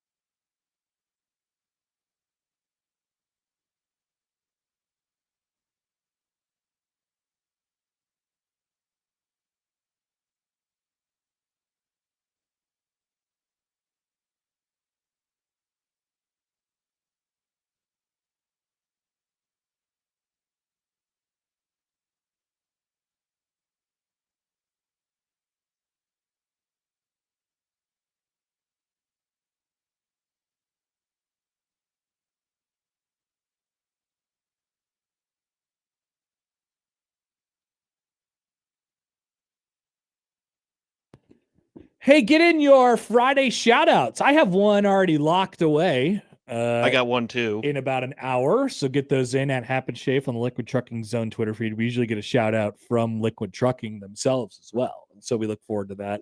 Also, we are excited for the shout outs to Norbit. Yeah, I didn't get it in the actual segment, and there was anger. And I did get it in the show. You got it at the very end. Or on last Friday, but I didn't get it in the actual segment. And Norbit, the Norbit guy gets mad. Yeah, I think he does. I think Whopper, very upset. All right, so that's in about an hour. Get those in. We will unload those in a little bit. Let's get to our headlines first. Joey, what are we cooking today? All right, shout out to Schaefer first for reminding me that I have to do my job. Anyway, headline. He gave me these two headlines for you to select, Connor. First headline, body falls out of bottom of casket at funeral as horrified mourners scream. That is horrifying. That is definitely horrifying. Okay, second headline, texting and driving citation dropped against one-handed Florida woman. Okay, I mean, these are pretty good, right? Yeah, those are good headlines. This obvious way this you gotta story has higher potential of being funny, I think. So we will go to story number 2. Once again, texting and driving citation dropped against one-handed Florida woman. A traffic citation issued to a Florida woman accused of driving while holding her phone in a non-existent hand has been dropped following the release of body cam footage from the encounter. Kathleen Thomas of Lake Worth Beach, Florida, was pulled over by Palm Beach County Sheriff's deputy on February 11th for breaking the state's texting while driving law, according to court records obtained by the Palm Beach Post. The deputy accused Thomas of, quote, manipulating her phone in her right hand, even as she showed him that she doesn't have a right hand, according to body cam footage, which Thomas shared to her social media. The Palm Beach County Sheriff's Office deputy who wrote the citation asked the local traffic court to dismiss the $116 traffic ticket on May 27th, according to court records, due to, quote, insufficient evidence. Bruh, we knew that already, Thomas said in a TikTok video from May 28th, smiling and lifting her right arm. In an Instagram video shared on Wednesday, Thomas said she will appear on CBS Morning today to discuss the incident. We should probably turn the channel. Boasting more than 468,000 Instagram followers, Thomas is a fitness influencer based in Florida. In April, she placed second in the adaptive female division at the High Rocks fitness racing competition in Miami, which she shared her training videos from last year. Very important. So the body cam footage is the footage of note here. You know what she could have said to the police officer during the encounter? What? And another assumptive call. This time, one-eyed Pat Driscoll used his bad eye on that This one. time, one-armed me, she should have said. So the footage shows the exchange between them. And so the officer makes the accusation, and she, in response, Thomas held up her right arm, which is missing a hand, and replied, so obviously not. You want to just call this a day? And the cop was like, no, I pulled you over. I have to do something. Yeah. I mean, they're both doubling down in this scenario. I gotta make this worth my time. She was like, that's cool. But you're claiming that I did this with my right hand, of which a hand of which I don't have. The deputy did not initially let up. Quote, you had a hand up, the deputy continued, per the body cam footage. I thought I saw your right hand. After Thomas once again explained that she doesn't have a right hand, the deputy asked, quote, hand to God, you did not have a phone in your hand, to which she responded, hand to God. The deputy then asked for Thomas's driver's license and vehicle registration anyway. Incredible. My goodness. Absolutely incredible. Now that is a headline, ladies and gentlemen. Great job. Mike writes in on YouTube. Got to hand it to her. Pretty good. Matthew says I'm with her. I am definitely with. I'm definitely. I'm with a her. little annoyed that they don't have the officer's name anywhere in here. Yeah. Like, I feel like you should be outed for this. She is weaponizing her one-handedness, which and you got to do it any way you can. Any chance you get. Any chance you get. Especially if they try to pull you over for texting in a non-existent hand. You want to call this a day? Just the initial line, the lead to that story is incredible. A traffic citation issued to a Florida woman accused of driving while holding her phone in a non-existent hand has been dropped following release of body cam footage. That's why they do the body cam footage, folks. Incredible. Good to have the information. Good for her. I'm happy for her. Those are our Friday headlines, and when in doubt, always go to Florida for the wackiest of for a them all. great story. 8:00 hour, our college baseball superlatives as we look ahead to the NCAA tournament. Todd Blackledge will join us at the bottom of the hour. Still plenty to come as we're halfway home on a Friday on 1620 The Zone.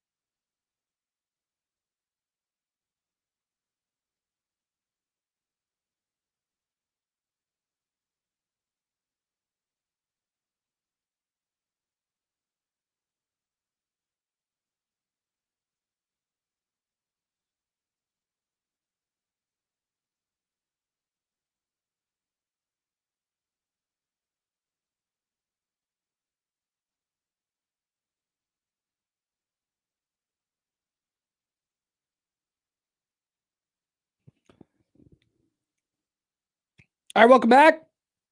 8 o'clock hour of Happer and Schaefer here on 1620 The Zone and on 1620thezone.com. Connor Happer and Mike Schaefer with you, kicking off your weekend.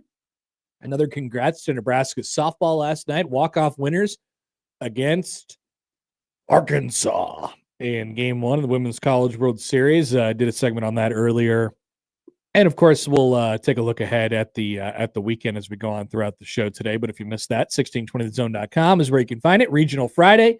Nebraska baseball hosts their first regional since 2008. Ladies and gentlemen, hopefully they don't suffer the same fate as 2008. Also, today we'll have our bracket sim of record. One sim. One bracket sim to rule them all. I had to update the graphic for that segment. Cross out day with record. Bracket sim of record coming up in just a little while. Jake Sorensen will join, and Todd Blackledge will join, courtesy of NBC here in just a little bit. Talk some football and what's coming up this season for him in a moment. But now our college baseball superlatives as the NCAA tournament kicks off today. Squeeze play. We saw a little bit of an appearance from squeeze play leading into conference tournaments. There was a brief appearance from squeeze play in the final week of the regular season, and now there will be the full-blown thing today. So I'm excited to watch and check out all the regional coverage across the country. We are very excited. We talked to Kyle Peterson yesterday. He won't be a part of the squeeze play coverage because he will be a part of the broadcast in Lincoln on ESPN today for both of the games. And then, of course, as long as the Lincoln Regional goes, he gave us some hints. We asked him some of these questions, and we have, let's see, 1, 2, 3, 4, 5, 6, 7, 8 questions, 8 superlatives we would like to send your way. So let's do it. The most likely national seed, so that's 1 through 8, national seed, to be upset in the regional round. Most likely national seed to be upset this weekend. Mike Schaefer, for you, who is it? I was between two different ones, and one of them probably a little bit more surprising than the other. I think the most ripe is probably Florida, but I think the one that actually happens is a school that we were just talking about. I don't think Texas is making it to the Super Regional. Texas was my answer as well. Yeah. I don't know exactly how Santa Barbara is throwing their pitching. They've got an absolute stud. Jackson Flora. And I'm assuming he has to go game 1 against Tarleton State. Tarleton State, good. Like that regional is sneaky because I don't think you think of Santa Barbara and Tarleton State as these teams that are going to take away a power like Texas, but I think they have the ability to. Texas has also had their fair share of struggles in the regional rounds, especially when they are a high national seed, and they are this weekend. So, yeah, UCSB, Tarleton, and Holy Cross. Interesting we got there independently. We did not discuss this beforehand. No, I haven't shared with you any of my answers. Yeah. So I'm excited to see where else this goes. Okay, stone cold lock to make it to Omaha. I'm betting all my money. I'm saying this team will be here no matter what, come hell or high water. My answer is the Georgia Bulldogs. Damn it. Same. No, sad. This is not good. I feel bad. This is not good. I should have come up with another one, but I just think Georgia Tech, and UCLA, they've been the best 3 for a long time now. You've talked about this, so I wanted to say Georgia Tech, but I think there's a world where Arkansas can beat Georgia Tech in a super regional. I don't know if we were actually going through the entire bracket, filling it out. We had talked about that at one point in time. I have Arkansas winning that Lawrence regional. And so I think Arkansas's chances of beating Georgia Tech are a little higher than Mississippi State's chances, even though they're the 1 seed, of beating Georgia. I just think Georgia, they've looked really good. They played in the toughest conference. They've won both the regular season and I believe the conference tournament. They did. I think they're just a lock to be here in Omaha. They've been on the doorstep for a long time. And I just think, like you said too, a part of it is the path. Mm-hmm. And so the path is they're the 3 national seed and they're matched up with the winner of the Starkville region, who Mississippi State could come out of that. Cincinnati could come out of that. Louisiana could come out of that. Lipscomb could come out of that. And so I think they're going to get through their region with relative ease, and I think they'll beat somebody I think 2 they're out the of 3. weakest of the top 3 regions too. Yeah. Like I don't disagree with that. I don't have a ton of faith in Virginia Tech, but I think Oklahoma is a little bit of a tougher draw for Georgia Tech than you would think for the national number 2. Always a professional operation over there. There's no doubt about that. So, yeah, okay, we both agree that that Georgia is the stone cold lock to be right here in Omaha in a couple weeks. All right, so now we can get a little bit different. It doesn't have to be one here. Give me some live regional 2s. So if you're a live regional 2, that means you have a thing. You think they have a chance to make it to Omaha, to make it to the College World Series. I mean, the ones that sort of jump out for me right away, USC, because I'm fascinated with how that works out with their pitching. I think Oregon State. I mean, they're kind of an obvious. I think those are relatively obvious too right away. Look, I mentioned Arkansas already because I think that matchup, if we get Arkansas, Georgia Tech, I think that's a super exciting, super regional. Very fun. And so those are the ones. And then I mentioned Miami earlier. I don't think it'd be a shock to me if Miami beat Florida to win that regional as well. So I had 3 listed, and one of them you've already mentioned, Arkansas. I mean, that just makes a whole lot of sense to me. Just with the way that they're playing right now, going all the way to the SEC final. Ole Miss. I mean, it's a real thing. Nebraska has a hard. I didn't mention them is I think they have a tougher 3 matchup than a lot of those other teams I did mention. But they're very live. And the winner who gets out of Lincoln is going to have to do so in a very difficult manner. It's not really an off the board one because they were in the national championship game last year. Coastal Carolina. I mean, I cannot move away from their very obvious, postseason success that they've had recently. They are in Tallahassee. It is a difficult region. Northern Illinois is the 3 and St. John's is the 4 there. And so they're throwing off in game 1 against Northern Illinois. Northern Illinois, the champions of the MAC, give them the opportunity to do that. And then they're going to have Cam Fluke against, who I think is one of the best pitchers in the country against Florida State, assuming Florida State makes it to their next game. Well, they have St. John's. That's a tough. So that's why I think Coastal's live. That's a good one. I think Coastal. I hadn't considered that. The one that I didn't mention that I toyed with a little bit because I had sent you this article.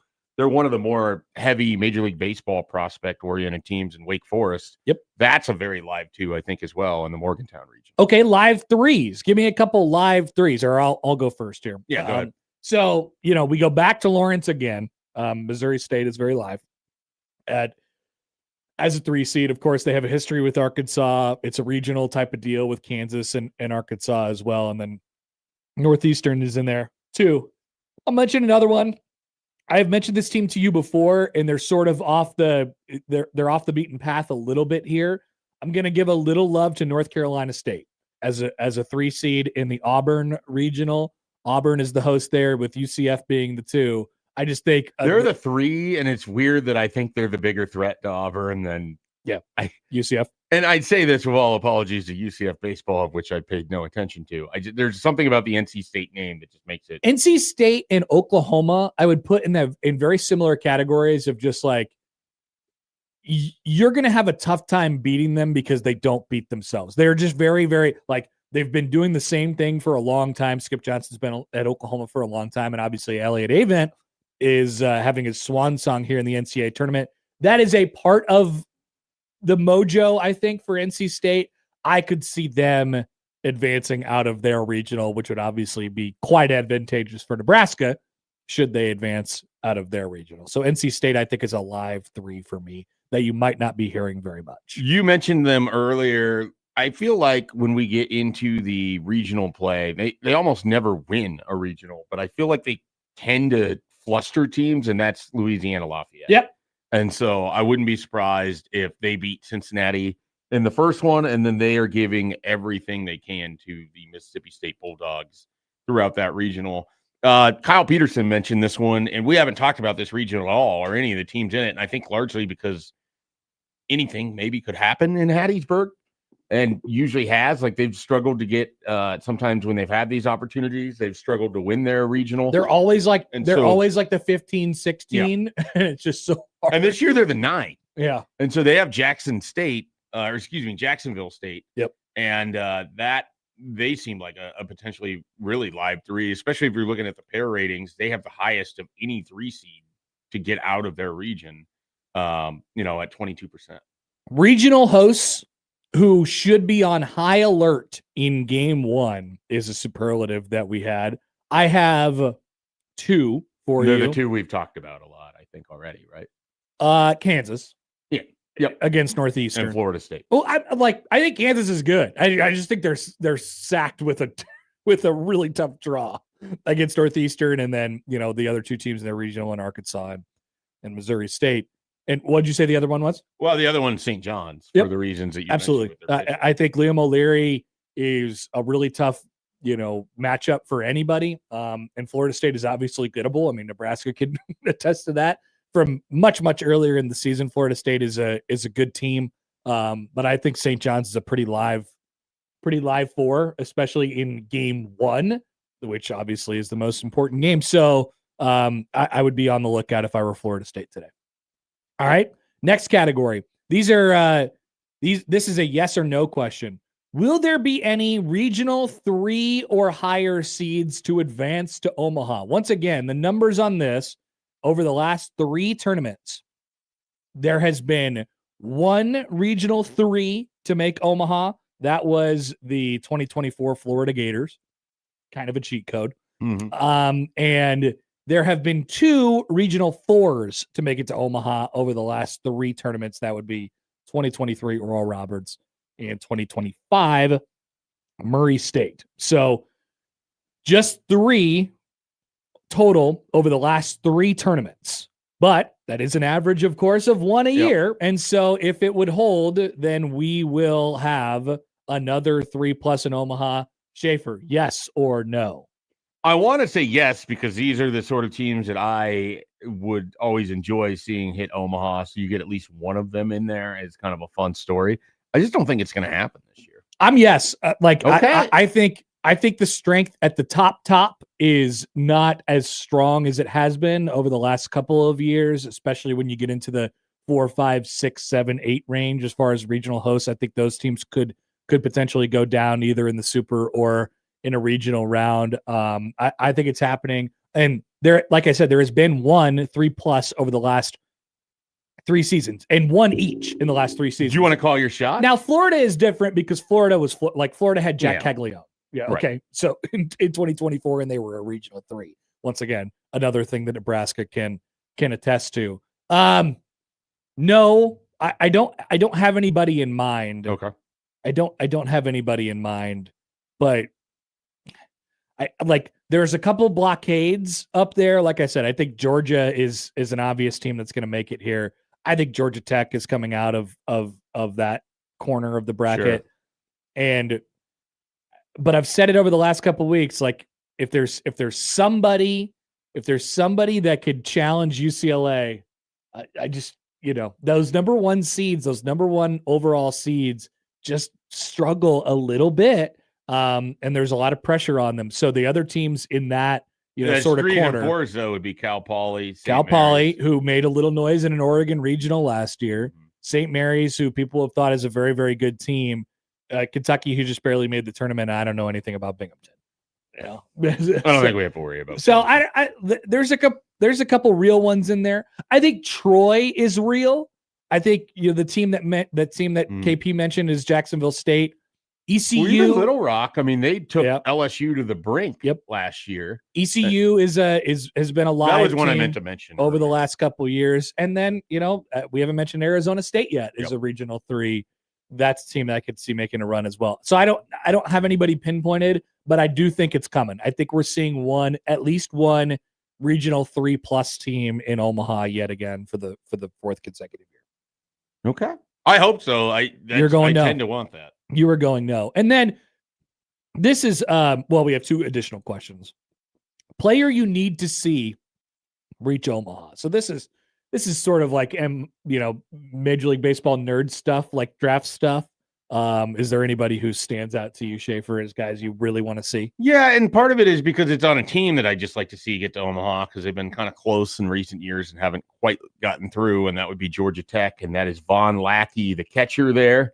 I love college baseball catchers that are really good. They don't always tend to stay catchers when you get them to the major league level, but occasionally you get the Adley Rushmans or even Henry Davis, who's number 1 overall. He hasn't been great for the Pirates, but he's still catching. So, and he was at Louisville and played here. So I would say Von Lackey is the first name, and he's a consensus top 5 pick. Yep. In the Major League Baseball draft. So Drew Burris, his teammate, is another. What are the Royals pick this year?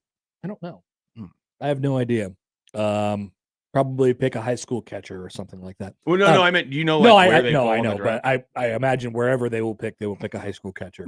So Von Lackey, Drew Burris, and then Jared Invicula, I believe is how you pronounce it, from Georgia Tech. Those are those trios. I think 6. they're all going to be like top 35 picks for Georgia Tech. So that's a couple. Yep. A guy who does not get enough run at all, who has been the second best college shortstop now, and he's been overshadowed like 2 years in a row. Last year is by Vahiva Aloy and Rock Chalosky, and this year it's Rock Chalosky.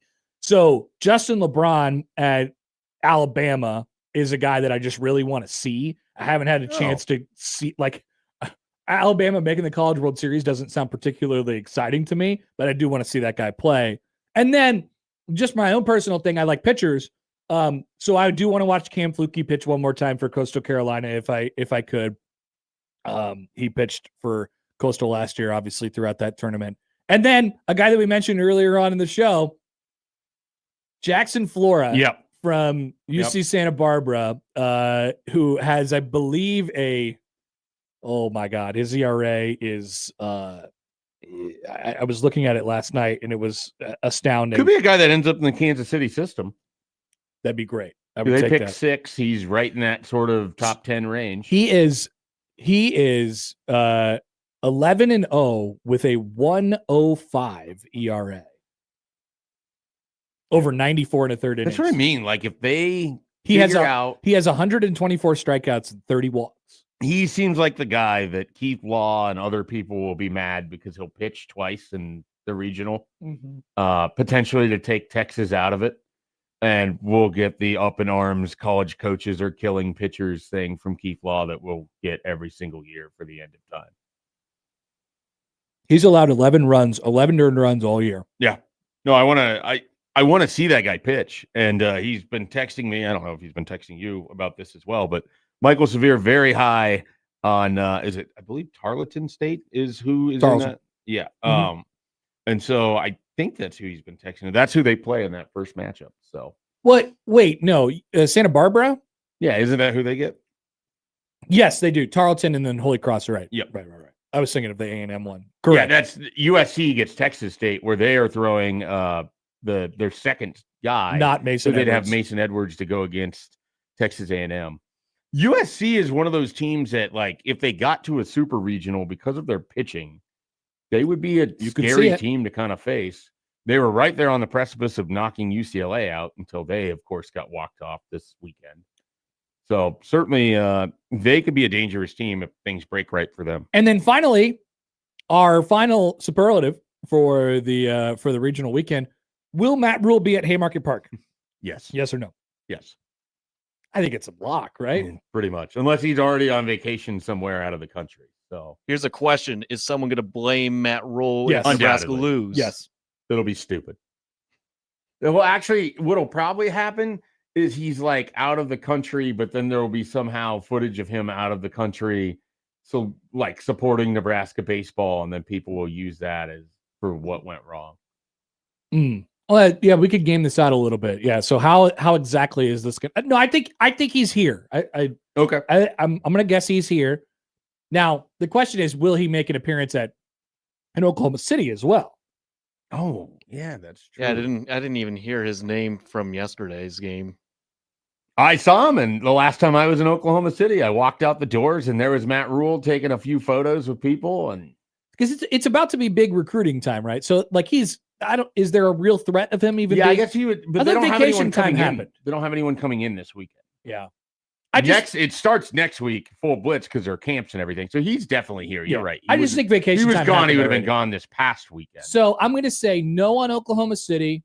I'm going to say yes on Haymarket Park. Will he be on television? Will he be pictured on television? I'm going to say yes. He's at Haymarket Park, yes. Yeah. And will people be making fun of him for whatever happens in the immediate aftermath of him being shown on television? Yes. What will happens that if they be win? stupid? Yes.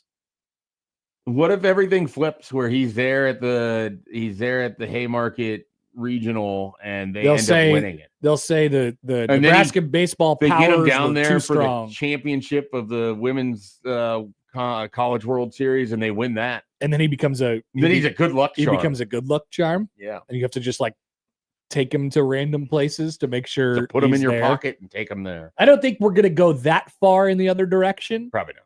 but yeah, there will be commentary when he shows No doubt. up. There will be pictures taken and things of that nature. I have a final superlative for you. Okay. In the winners bracket game tomorrow between Nebraska and whoever, Okay. what will the attendance be? So 8,200 is a ticket sold, and then there's an expectation of up to like potentially 1,000 plus just standing room only, or people also in the stadium. Let's say 9,217. Oh my God. I mean, I can't disagree. That place is going to be bursting from the seams. 9,217, 9,217. I was gonna say very, very high eights, which I mean, I don't even know. Like Bolt wants 10. I don't know what the rules are. There are no rules. Is it possible? Can you We're pack gonna that many cram people? them in like Millard North crammed into a phone booth to get Destiny Child to show up and play a concert. So I'm gonna Which go. I think is a thing that happened. I'm gonna go like 89, 450. Okay. 80. 89.50. Yeah, Sorry. I was gonna say you can't be 450. You can be That- 45. You that can be 89. 50. You can be 40. Yeah, I was looking up. By the way, it was just. I was like 89,450. No, they can't do that. it won't be that many people. It will be What are they, the 8,000. bananas? Are they playing at Memorial Stadium? 8,950. I was looking for attendance records. That's Joe, why do you want in on this random number guessing? Yes, I'll do 79. Whoa! I'm Why are you a for- hater? for South Dakota State? For South Dakota State. 79. No. We're not total doing South people. Dakota State. We're doing tomorrow Oh, night. tomorrow. All right. Tomorrow night. Well, I'll do 82. I'll do 8,200 The exact capacity. around that number. I think it's 8,200. Like Bold is wanting 10. Why wouldn't they put the attendance records just on the front page here? I'm trying to. Well, especially when that's become Nebraska's thing. That should be just like one of the first clicks on the Huskers.com website. 2026. What attendance records can Nebraska set? Hawksfield at Haymarket Park, page 30. Okay, page 36. We're going to page 36. Todd Blackledge, we're going to have to hang on because I need to get to page 36. All right. Attendance records. The attendance record, single game crowd at Haymarket Park is 8,757, set on April 14th, 2006 for a game against Texas A&M. Yeah. That's getting broken? Yes. According to you, not according to Joey. And what are the, yeah, according to me, 8950. Mhm. Yeah. So that's getting broken this weekend. God, I'm surprised they weren't higher for like when's the first regional game pop up on there? I think they were a lot more limited in terms of like standing room. Would well, be my guess. the first regional game that comes it's a super. Yeah. 87-11 Miami. for Miami. Yep. And then 05 86-62 for Creighton, June 4th, 2005. That was a regional final, right? It was. Yeah. Yes. And yeah, there you go. And you go all the way down. I mean, Nebraska's already got a couple additions to this list already this year, like the top 50. They're gonna go more. this weekend. Let's take a quick break. Pack it. We will come back with Todd Blackledge from NBC after this on 1620 The Zone.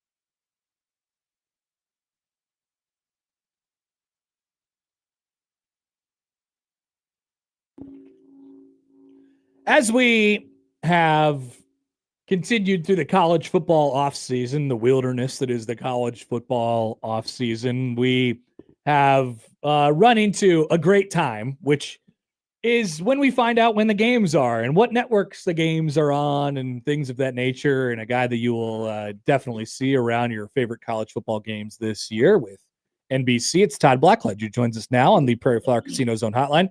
Good morning, Todd. Thanks for doing this. How are you? Yeah, my pleasure. Good to be with you guys. So where are you at in your college football offseason right now? Have you started to map some things out? Obviously, we got some game times and some network assignments and things like that. Are you mapping it out? I'm starting to. So, I mean, I had a lot of time this spring, and I went and visited about 7 different camps, and that was good. Now, the last few springs before this, my youngest son was playing college baseball, and so I was pretty much spending most of the spring following that. But he was done this year, and so I went out and saw a bunch of teams. And now that I kind of have a sense what my first maybe month is going to look like, that'll help me dictate where I may go in August during training camp to get a look at some teams that I'm going to see. Todd, how involved are broadcasters like you? I mean, one of the kind of leading broadcasters in college football with the whole selection process as networks try to figure out who's going to air what games and how all that sort of works. Well, I don't know. I would assume that, like myself, guys like, Kirk Herbstreit, guys like Joel Klatt, guys like Gary Danielson, although, he's stepped down after last season. But, I would think guys like that have had some input. The first year I was at NBC, I did not have a lot of input in our schedule. I asked to be involved more after that. And the last couple of years, the guys who do all that decision, and it's a very convoluted process, and it takes a long time, this draft that they have. But they have consulted me, and I've kind of given them, my ideas of what games, look to be, some of the best matchups. And again, you're talking about, before the season starts and what it looks like on paper. And it's not a perfect science, but I have been involved, and I'm happy that NBC has involved me in that. Well, speaking of, I mean, the thing that always comes up to me, Todd, about the NBC production is it is really, really good. I mean, not just that it's good across all levels, but it's sharp.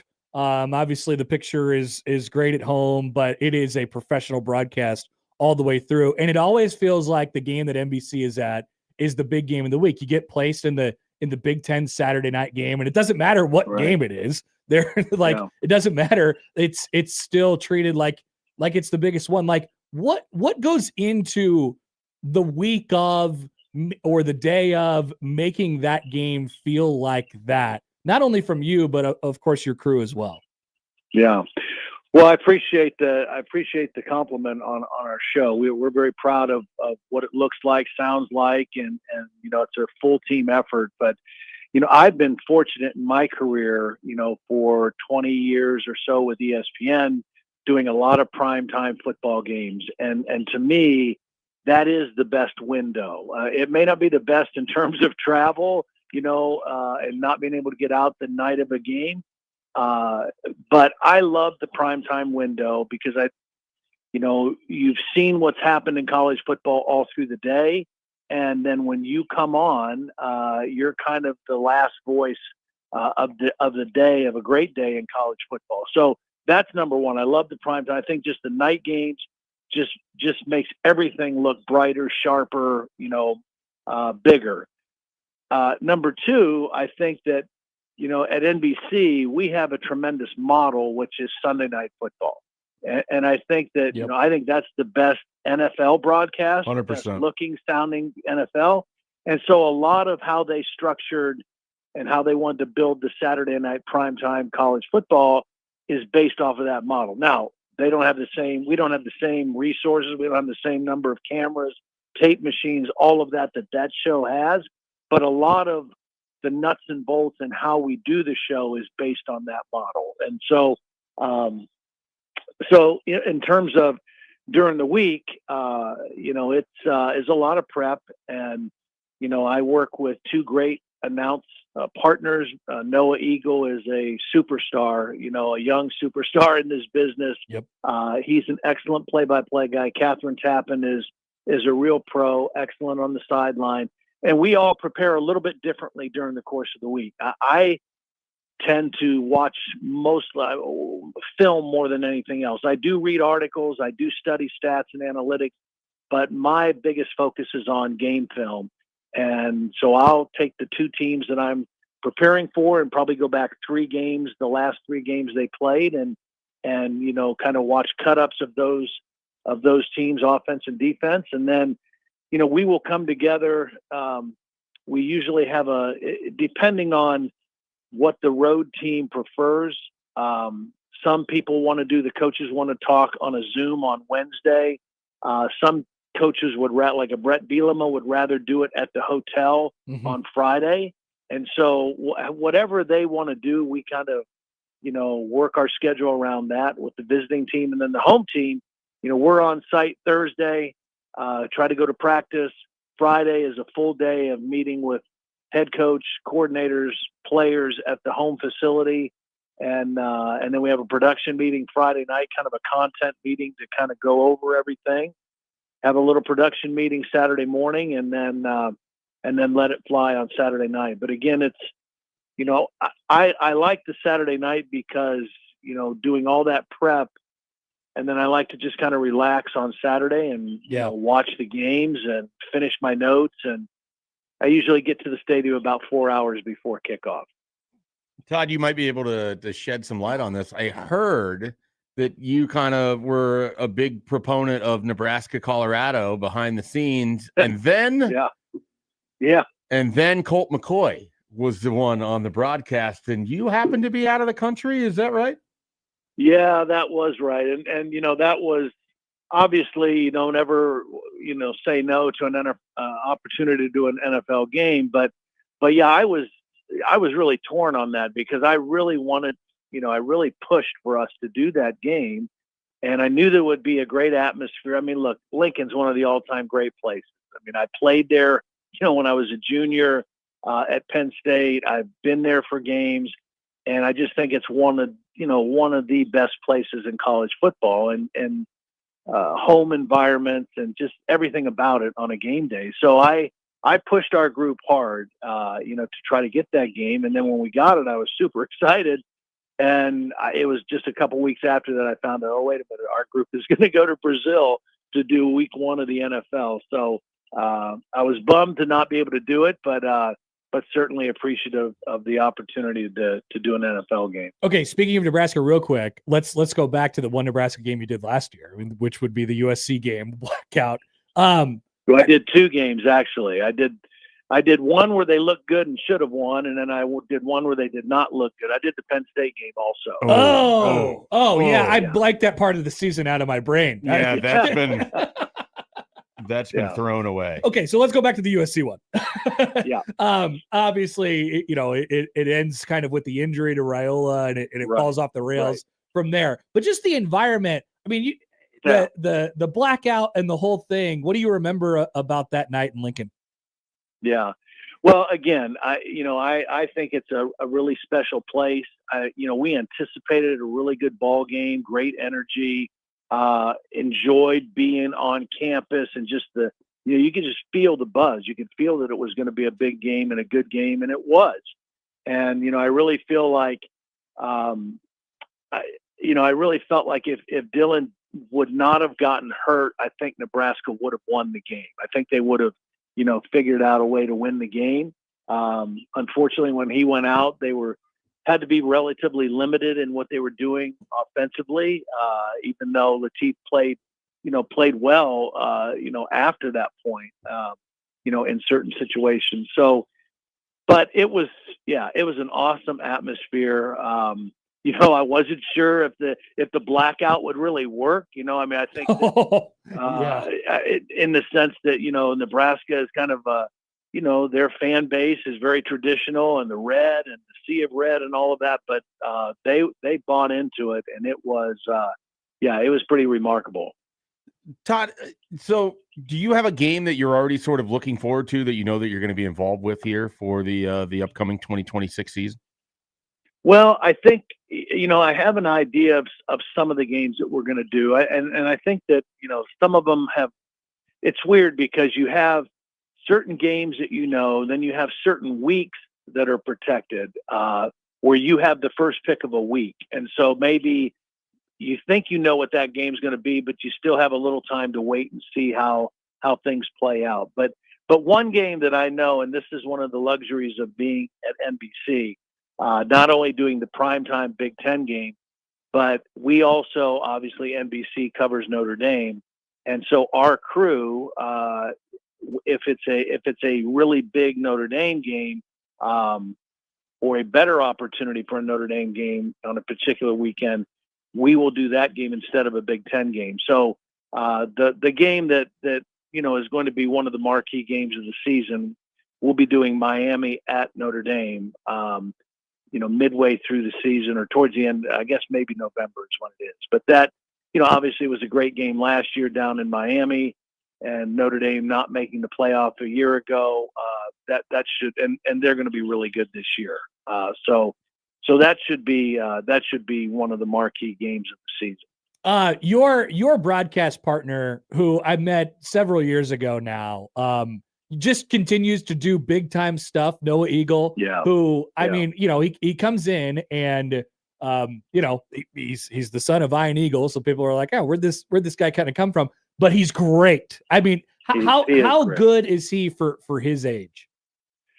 He's phenomenal. I mean, he is so buttoned up. He is so well prepared, and his dad and mom did a great job in terms of just making him well-rounded. I mean, he's an old soul in a very young body. So he has the young hip, like, I watch him relate to players when they come in for meetings with us, whether it's about hairstyles or watches or shoes. I mean, he's really hip with the younger crowd, but he can hold a conversation with any of us about music, about old movies, about anything. He is a very well-rounded young man and just an incredible talent. And, he reminds me a lot of a young Sean McDonough. And I worked with Sean for several years at ESPN, and he was I thought Sean was the most talented, most well-prepared guy that I worked with. And I've been really blessed. I mean, I worked with Sean, I worked with Brad Nessler, I worked with Vern Lundquist, I worked with Mike Tirico way back on some Thursday night ESPN games. Yeah. So I've been very, very fortunate. I worked with Mike Patrick when I first came to ESPN. So very, very blessed. And Noah he's in that group. I mean, he is, even as young as he is he's going to be doing this for a long, long time. Well after the point that I'm retired, he's going to still be doing it. You guys make an awesome duo. It's really, really sharp. Also, we wanted to pass along from our dear friend Michael Severe, your speech, and you came back to Nebraska. You are, the Penn State quarterback, and people have memories about what happened in 1982 and things of that nature. Right. But you come back and you gave a great speech at the Jet Awards a couple of years ago. I was there, and I imagine that is the talking point, the game itself when you come back to Nebraska. But we wanted to thank you for that. It is. Yeah. I mean, with the older crowd, for sure. It still gets brought up from time to time. But I think of that game often. I mean, there are three games that stand out to me in my career at Penn State as the three most significant games. Obviously the national championship game against Georgia in the Sugar Bowl, the Pitt game my junior year when we beat them when they were undefeated and ranked number 1 at Pittsburgh, and then the Nebraska game. It was an incredible game between two really outstanding teams and well-coached teams, two coaches in Tom Osborne and Joe Paterno that had great respect for one another, two programs, very similar. And, that game, but really, we played them 3 years in a row when I was there. They beat us in State College. my sophomore year in 1980, Jarvis Redwine, kind of, had a big game against us, and it was a low scoring game, but they won. And then we had a high scoring shootout of a game in Lincoln my junior year, and that we won. And then of course the game in 82 that went down to the wire. So great programs. Awesome. Todd Blackledge. Todd, we thank you for coming back and giving that speech last year, and also for your time today. Appreciate it, as Thanks, always. Todd. You got it, guys.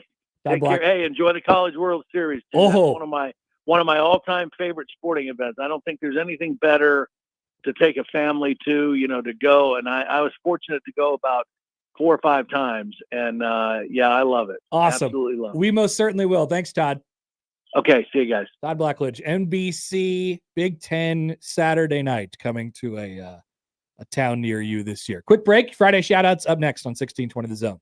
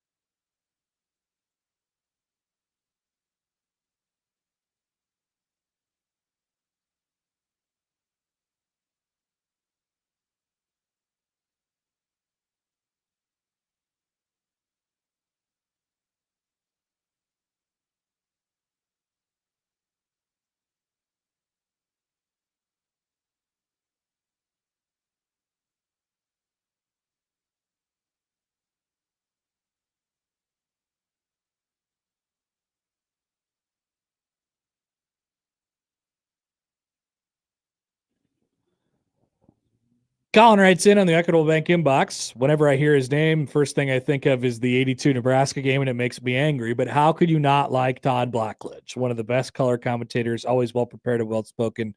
Does great interviews and always very complimentary of Nebraska. He's one of my favorites. Thanks for having him on. Thank you, Colin. And thanks to Todd. Friday shout out to him. Friday shout out to Todd Blackledge for joining the show. Shout out right That is right. It's time for Friday shout outs. The game is very, very simple. You just shout things out. Here is Pedro. Hi, guys. Friday shout out to the amazing people that work the baseball stadiums. They do not set prices or make any decisions that will affect your enjoyment of the games. They are there to take your money and give you beer, hot dogs, and peanuts. That is all. Get your stuff and move aside. Pedro might have had a bad experience with somebody yelling at somebody. I enjoy it, like the Pedro text, the I have opinions or the shout outs. They're always great. He always starts it with hi, guys, which is great. It's just, It's wonderful. Here's Wes. Shout out to everyone who shows up and actually works at their job instead of being in the restroom or on their phone all day. Is this a problem for somebody? Yeah, apparently. That's how I got out of Sunday school. Is this a sub shout out? I don't know who this is referencing. Who's that referencing? I don't know. Okay. I don't know. Also, I have questions about Joey's Sunday school attendance. Yeah, but what's going on with we don't Joey's have time. Sunday No, school? this will be a discussion during the break. All right. I don't need to offend anybody. Joey has a Friday shout out. Yes, I do. Shout out to us. Yes. As we reach show number 100 of Happen Schaefer on Monday, Yes, which sir. is also Joey's birthday. Wait, what? And it is yesterday was Josh's birthday, right? Or is it today? It's today. All right, it's today. Good. I was thinking about that last night. And I was like, I can never remember if it's the 28th or the 29th. I never remember. You forget your previous producer's birthday. I have it down to 2 days. Of 3 years. I have it Joey's down. will be easy to remember. It's the first day. Yeah. Of June. Yep. That's for sure. Ozark Brandon said, shout out to my 10-year-old son, Oakley, who threw his first perfect game and hit his second career over the fence home run in the same game, 10 years old. Let's go. Ozark's Wow. Brandon's got a stud on his hands here. Yeah. Josh Peterson says, we love Josh's on 1620 The Zone. Happy birthday, Odson. It's more of a happy birthday instead of a shout out. Whopper writes in, double shout out for Norbit since Yes. Mike refused last week. Did not refuse, and I shouted him out before the show ended. It still counted. Just not during the segment. Sorry, Whopper. Thea says, shout out to producer Joey for his fantastic break screens. Yes. He tries to keep you entertained. I need to work on one that was discussed a couple weeks ago. It was from the Matt McMaster shoe experience. Have you seen my shoes? Or something like that. All right. Those are our Friday shout outs, ladies and gentlemen. Something with Matt's shoes and then you with pants or something. I don't know. I just got a text from a person named Josh who said, shout out to Josh's again. Okay. Whoa. An unidentified Josh. All right. Continue to send in your Friday shout outs if you'd like. We'll come back 9 o'clock hour. Our dear friend Jake Sorensen will join us in 15 minutes. We're back after this on 1620 The Zone.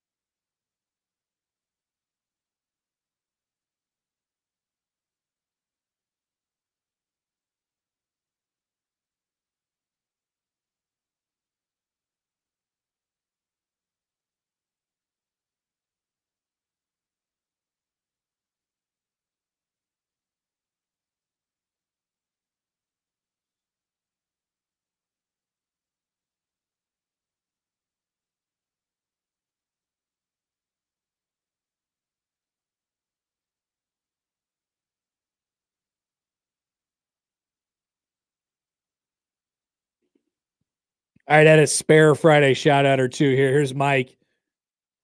Good morning, guys. I have a Friday morning shout out to Nebraska softball, to coaching staff, and to Jordy, all caps, for pitching one heck of a game, and for the rest of the Huskers putting on one heck of a performance in game, one of their college World Series win last night.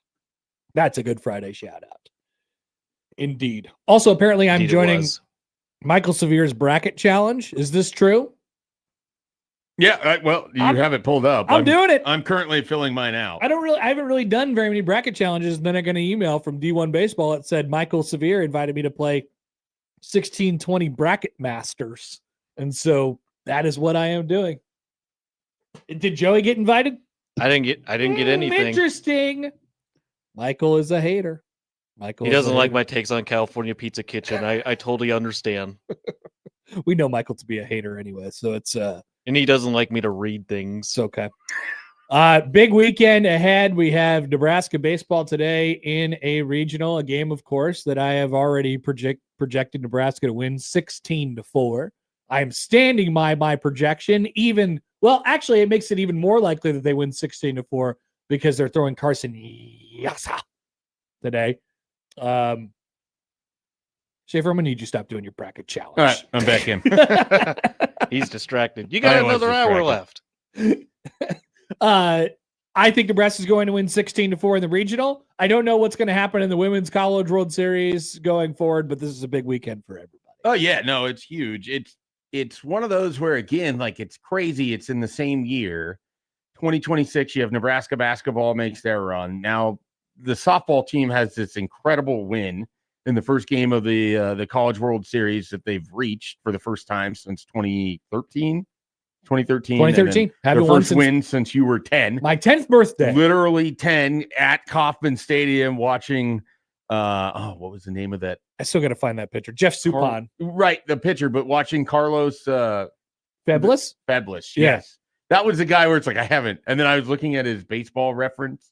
I was like, oh, yeah, I was right. He had 1 year. He was a good player. His rookie year was a big year. Everything after that, not so much. He was a good player for a minute. Yeah. So you have that happening. And then baseball's hosting a regional. Like, this has been such a tremendous half of the sports calendar.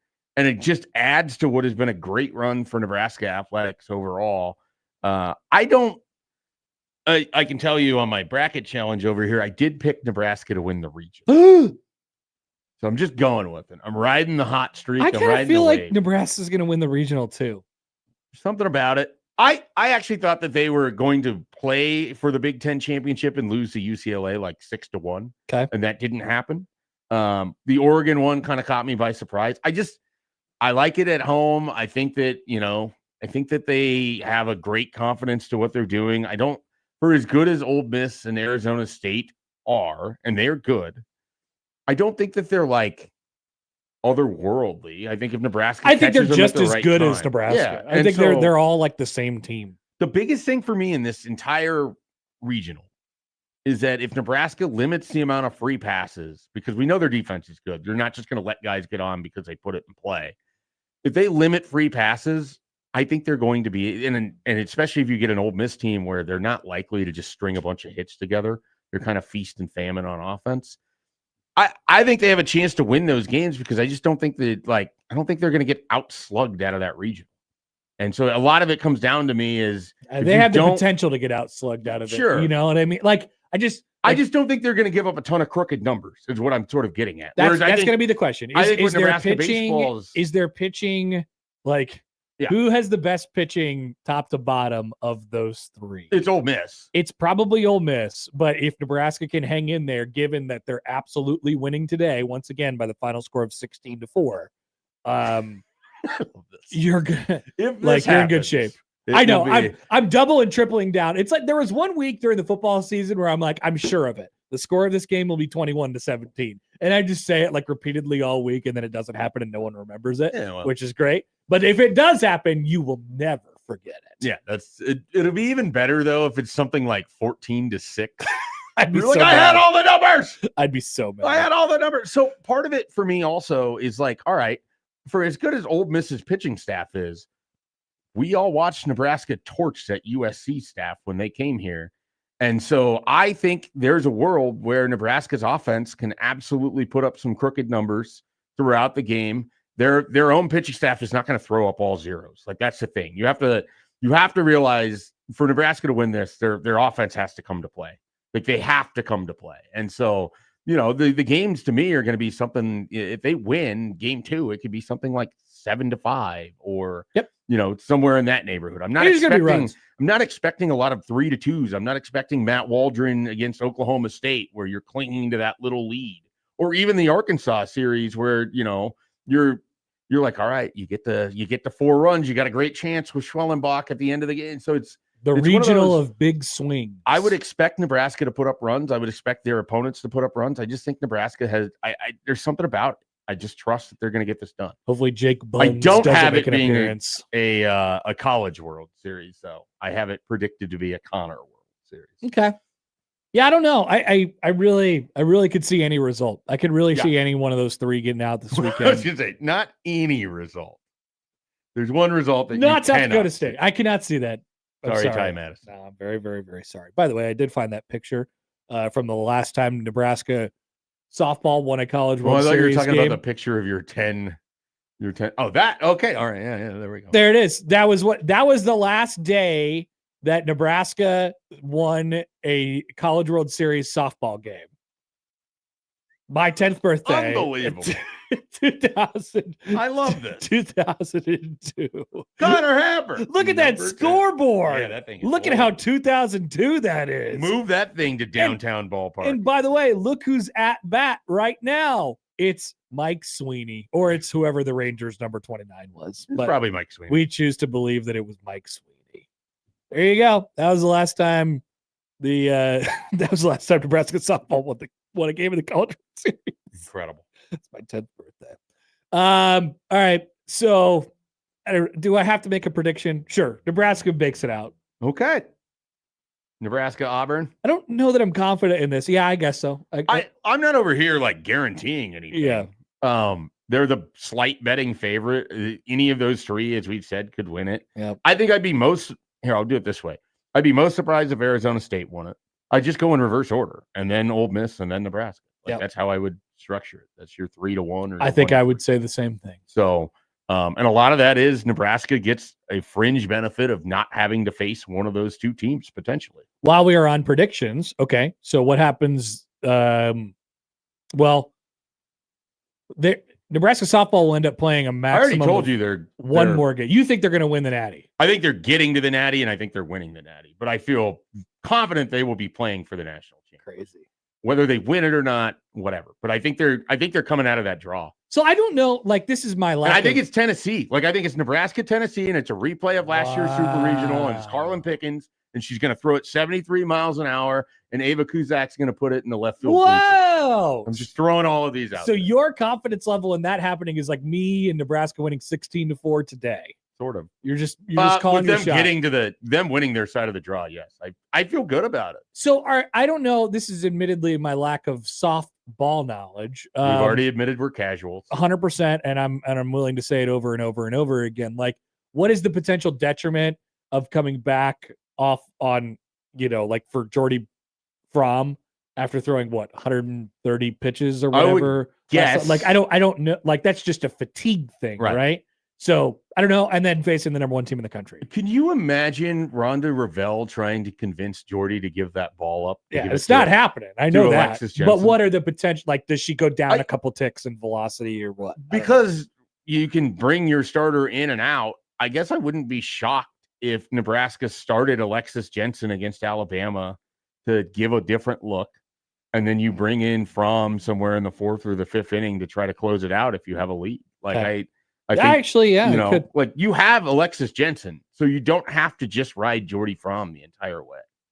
That is true. So that game will be at 6:00 tomorrow, right before the winners bracket game of the now. The baseball will be on ESPN2. Yes, Nebraska is going to have some ESPN coverage tomorrow. Yes, it's been a great year for Nebraska athletics already in 2026. Yeah, the pinnacle, the peak is probably tomorrow night. I mean, for now, I suppose. Right. It could get bigger. Right? guess. Yeah. I mean, what's crazy is like, well, there's nothing that's going to beat Nebraska going to the Sweet 16. If you somehow end up with softball winning a national championship, that has to be up there. It happened. And then if baseball does make it a College World Series and not a Connor World Series, that is going to be up there. Andrew says the strain on a softball pitcher isn't as bad as baseball. Well, yeah, I know that, but like, what is That's what a is motion it? thing. What is it though? Like, is it physically possible? Like, I don't. Because obviously they can't pitch forever. Joel says, I just trust this Nebraska team to grind it out. Kind of seems like it. They got that vibe to them right now. Chris says this, one of two.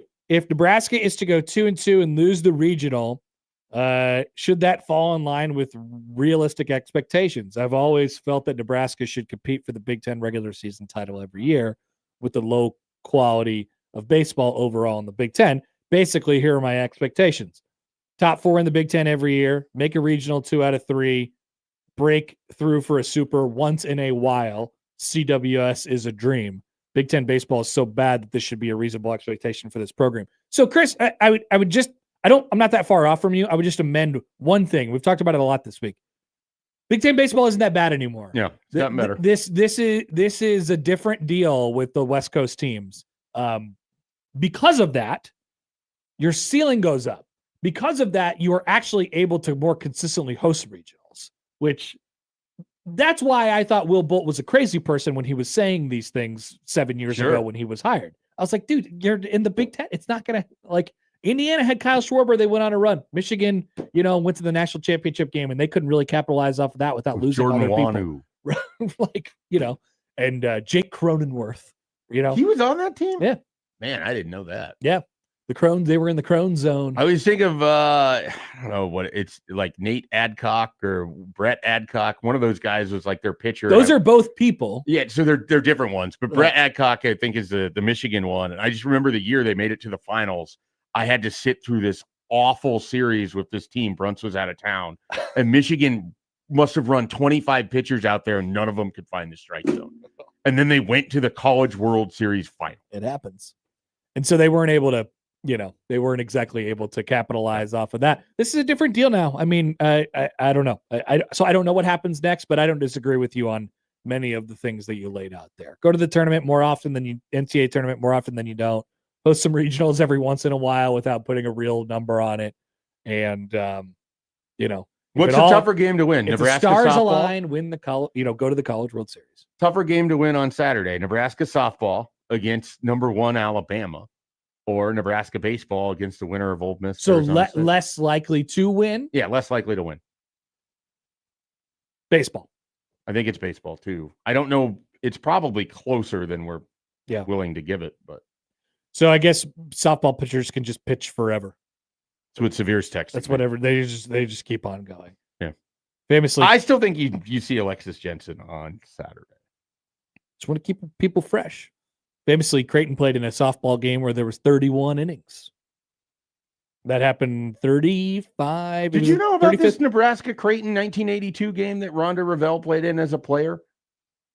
No. That was Nebraska's last extra inning win in a Women's College World Series game. They flashed that graphic up. I didn't see that. Nebraska Creighton played each other in 1982 in the College World Series for softball. A lot of 1982 references. And I thought to myself, like, whoa.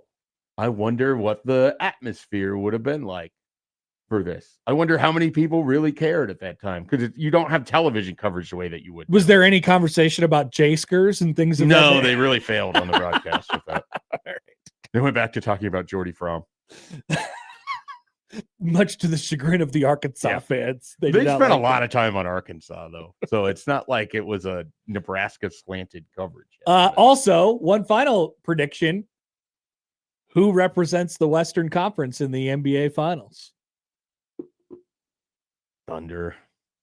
Lightning and the Thunder. I have faith on the beloved San Antonio Spurs. I want it to be the Spurs. I want the Spurs. Of course, we all want the Spurs. We all know Scott Foster is going to decide who's. We all know Scott Foster is going to make the decision. Is he going to be the official? I'm guessing he's going to be Game 7 official. He already was the extender in Game 6, wasn't he? No, Zach Zarba was Game 6. Yeah, there's a big It's discrepancy. either in Scott foul Foster or shots. Mark Davis. Mark Davis would be hell for both teams. Who's the guy that you hate currently? Tyler Ford, he's downgrade in the conference finals. He's downgrade to the number 3 guy for a crew, so he's not the head chief. We couldn't get a single softball opinion out of Joey if we had 10 days to do it. I was asleep. We did the during clock. game. We did the Clockwork Orange thing. I You were where you hold asleep his- during the conversation. if you hold his eyes open and you force him to watch it, we still probably couldn't get an opinion on it. You just say, "Who's that guy that you hate?" Boom, immediately ripping off the NBA official. By the way, I say it's going to be the Thunder too.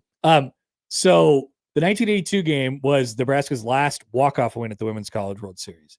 That game was played, guess where? In Omaha, and according to I believe it was at Seymour Smith.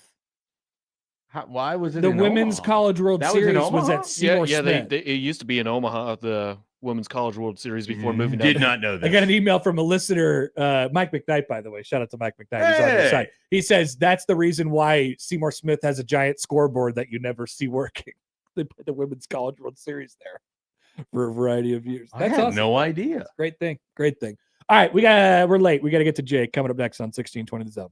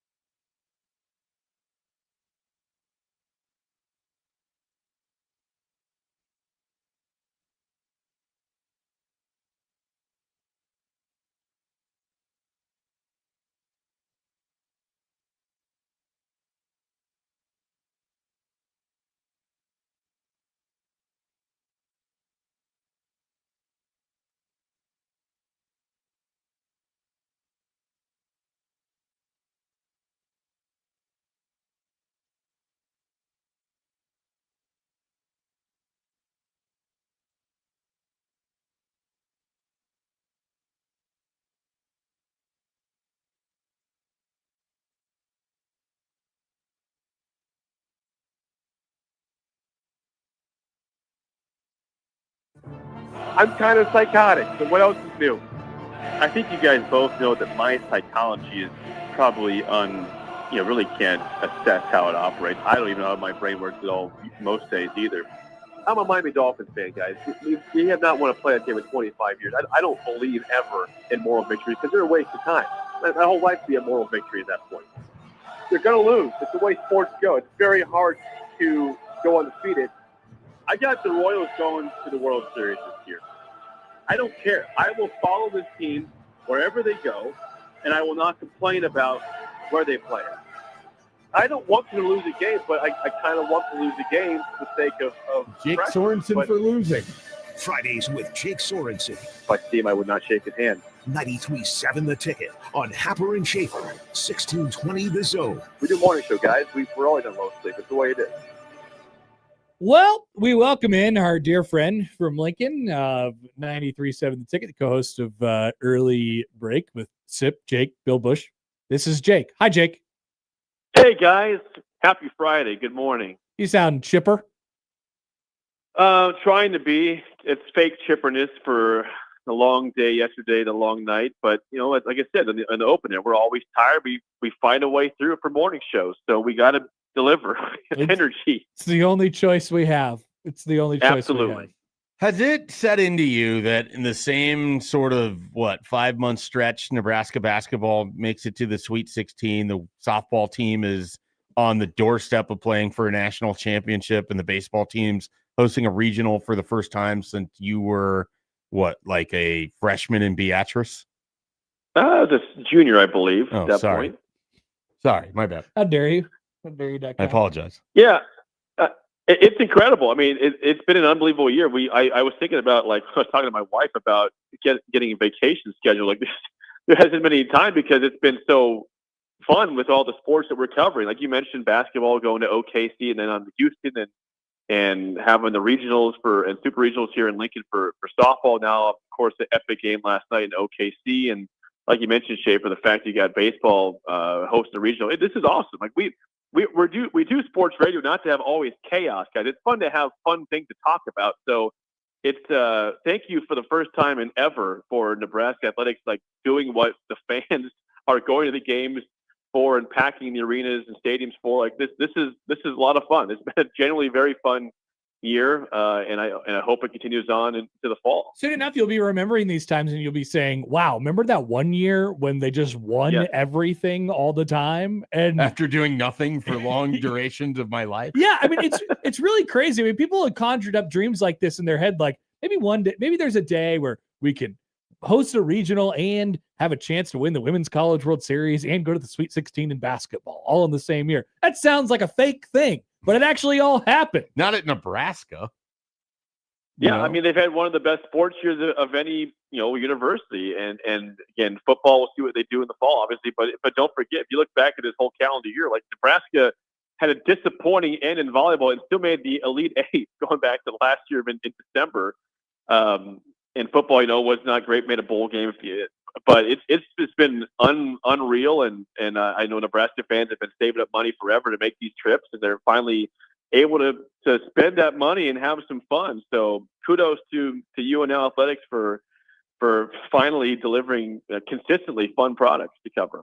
Okay. No, go ahead. I was just going to ask, will Jake be roaming around Haymarket Park as a media member or as a ticket-holding fan today? If you are in Haymarket Park today, if you're at the park, you will see me as a media member. Oh. Now, here's the deal. You guys, we I'll tell you guys on the air because I had a media pass last week for Nebraska's Super Regional for softball, and I will not call anybody out at all, but I didn't feel very welcome there in the media court. We brought it up on the show, but I felt like, hey, where you been all year? Like, oh yeah, I haven't been here. You're right, I haven't, but it's a big event, and they gave me a media pass. So if you want to get mad at me, get mad at them for giving me the media pass. I'm here. I'm covering the team. I'm doing interviews. So, and that might be the same for baseball. I told you guys I've only been to one game this year. I went to the first Iowa game here in Lincoln, Nebraska. What run ruled them 10-0 on that Friday in early May. But I will be in media. I don't think I think I'm allowed to roam around. I'm not going to be in the press box. You the are whole not time, forced so- to stay in the No, small. maybe Right. no. I was thinking that maybe we could run something up the flagpole to get you in the one seat directly behind the pillar as a penance for not showing up to any games this You're year. not allowed to leave either. You have to sit in the pillar seat. That there's probably a conversation to be had there. I would listen to that. I certainly deserve to be.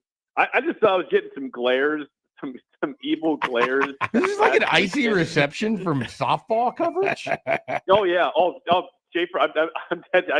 It was icy. Like I had some people talk to me. I went up to talk to people, but you could tell there was like, hey, keep your distance. Hey, he doesn't belong here. He's not one of us.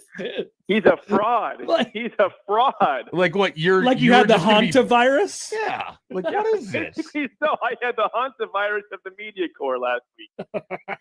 Good Lord. I had to quarantine myself in the tent. I thought this was a welcoming No, place. this is not a very welcoming place. Media members can be a No. little territorial when they've covered the team all year. And then I got a text from one baseball reporter that was like, yeah, there's a lot of people here today.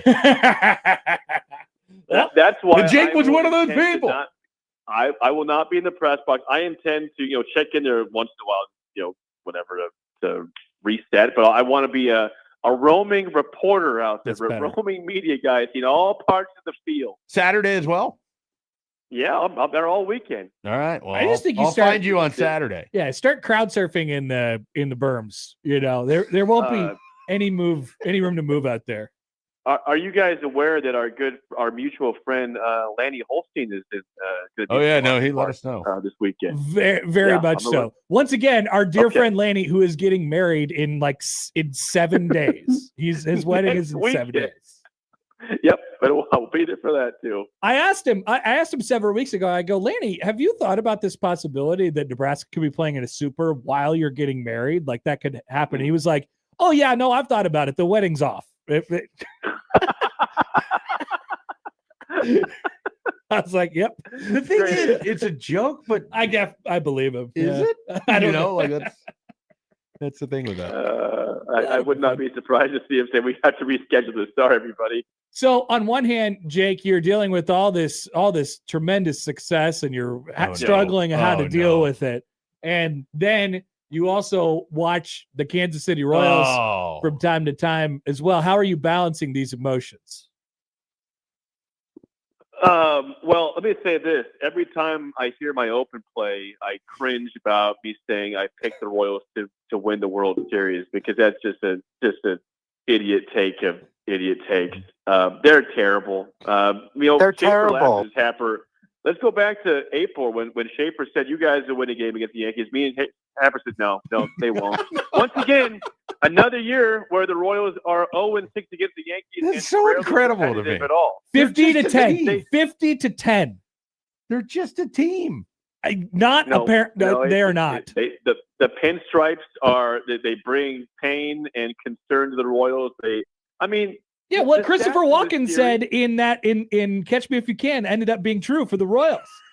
They win because the pinstripes. They can't stop staring at the pinstripes. I want to give you a shout out on this Friday for working Catch Me If You Can What a into movie. a Royals conversation right now. Jake's never seen. Let's go back to that series for a second. Okay, the Royals. You think they're going to win the game Monday? I'm like, yeah, this is going to be bad. Ersteg just pitched 38 pitches the day before and was terrible in that, and trying to just get him in an outing after a week off, and he's awful against Seattle. He comes in and I know you backed him up, Happer, saying it was a fluke inning, but It was. Ersteg's just been he's been bad this year. He's got a 5+ ERA. I'm not going to defend him. And then everything falls apart. Bailey Falter, who should not be playing the sport of baseball at any level, he should be playing a different sport at this point, gets DFA'd because he was so bad That's right. in the game. The Yankees, as you know, had more home runs than the Royals had hit in a home game on Tuesday. And then, of course, Wednesday, 7-0. Just you can't at a professional level get beat. I don't care if it's home or away, 22-1 in a 2-game span. It's just uncompetitive. Yeah, I mean, it's bad. pathetic. It's uncompetitive. It's really, really bad. And then you have Cutraro after the game talking about the loss, saying, well, I was happy to see Lane Thomas hustling the first base down by 14 runs. You know what? Cutraro, get out of here. Just go away and don't come back. I'm sick of you. I'm sick of Picola. I'm sick of everybody. Let's just cancel the season, go play AA baseball, and we'll try again in a couple years. So Jake, here's the thing. I'm like, they are really truly bad, and they really truly shouldn't be. And as you know, we've talked about this and butted heads about it many, many times over the years. Yeah. You love firing people. I hate firing people.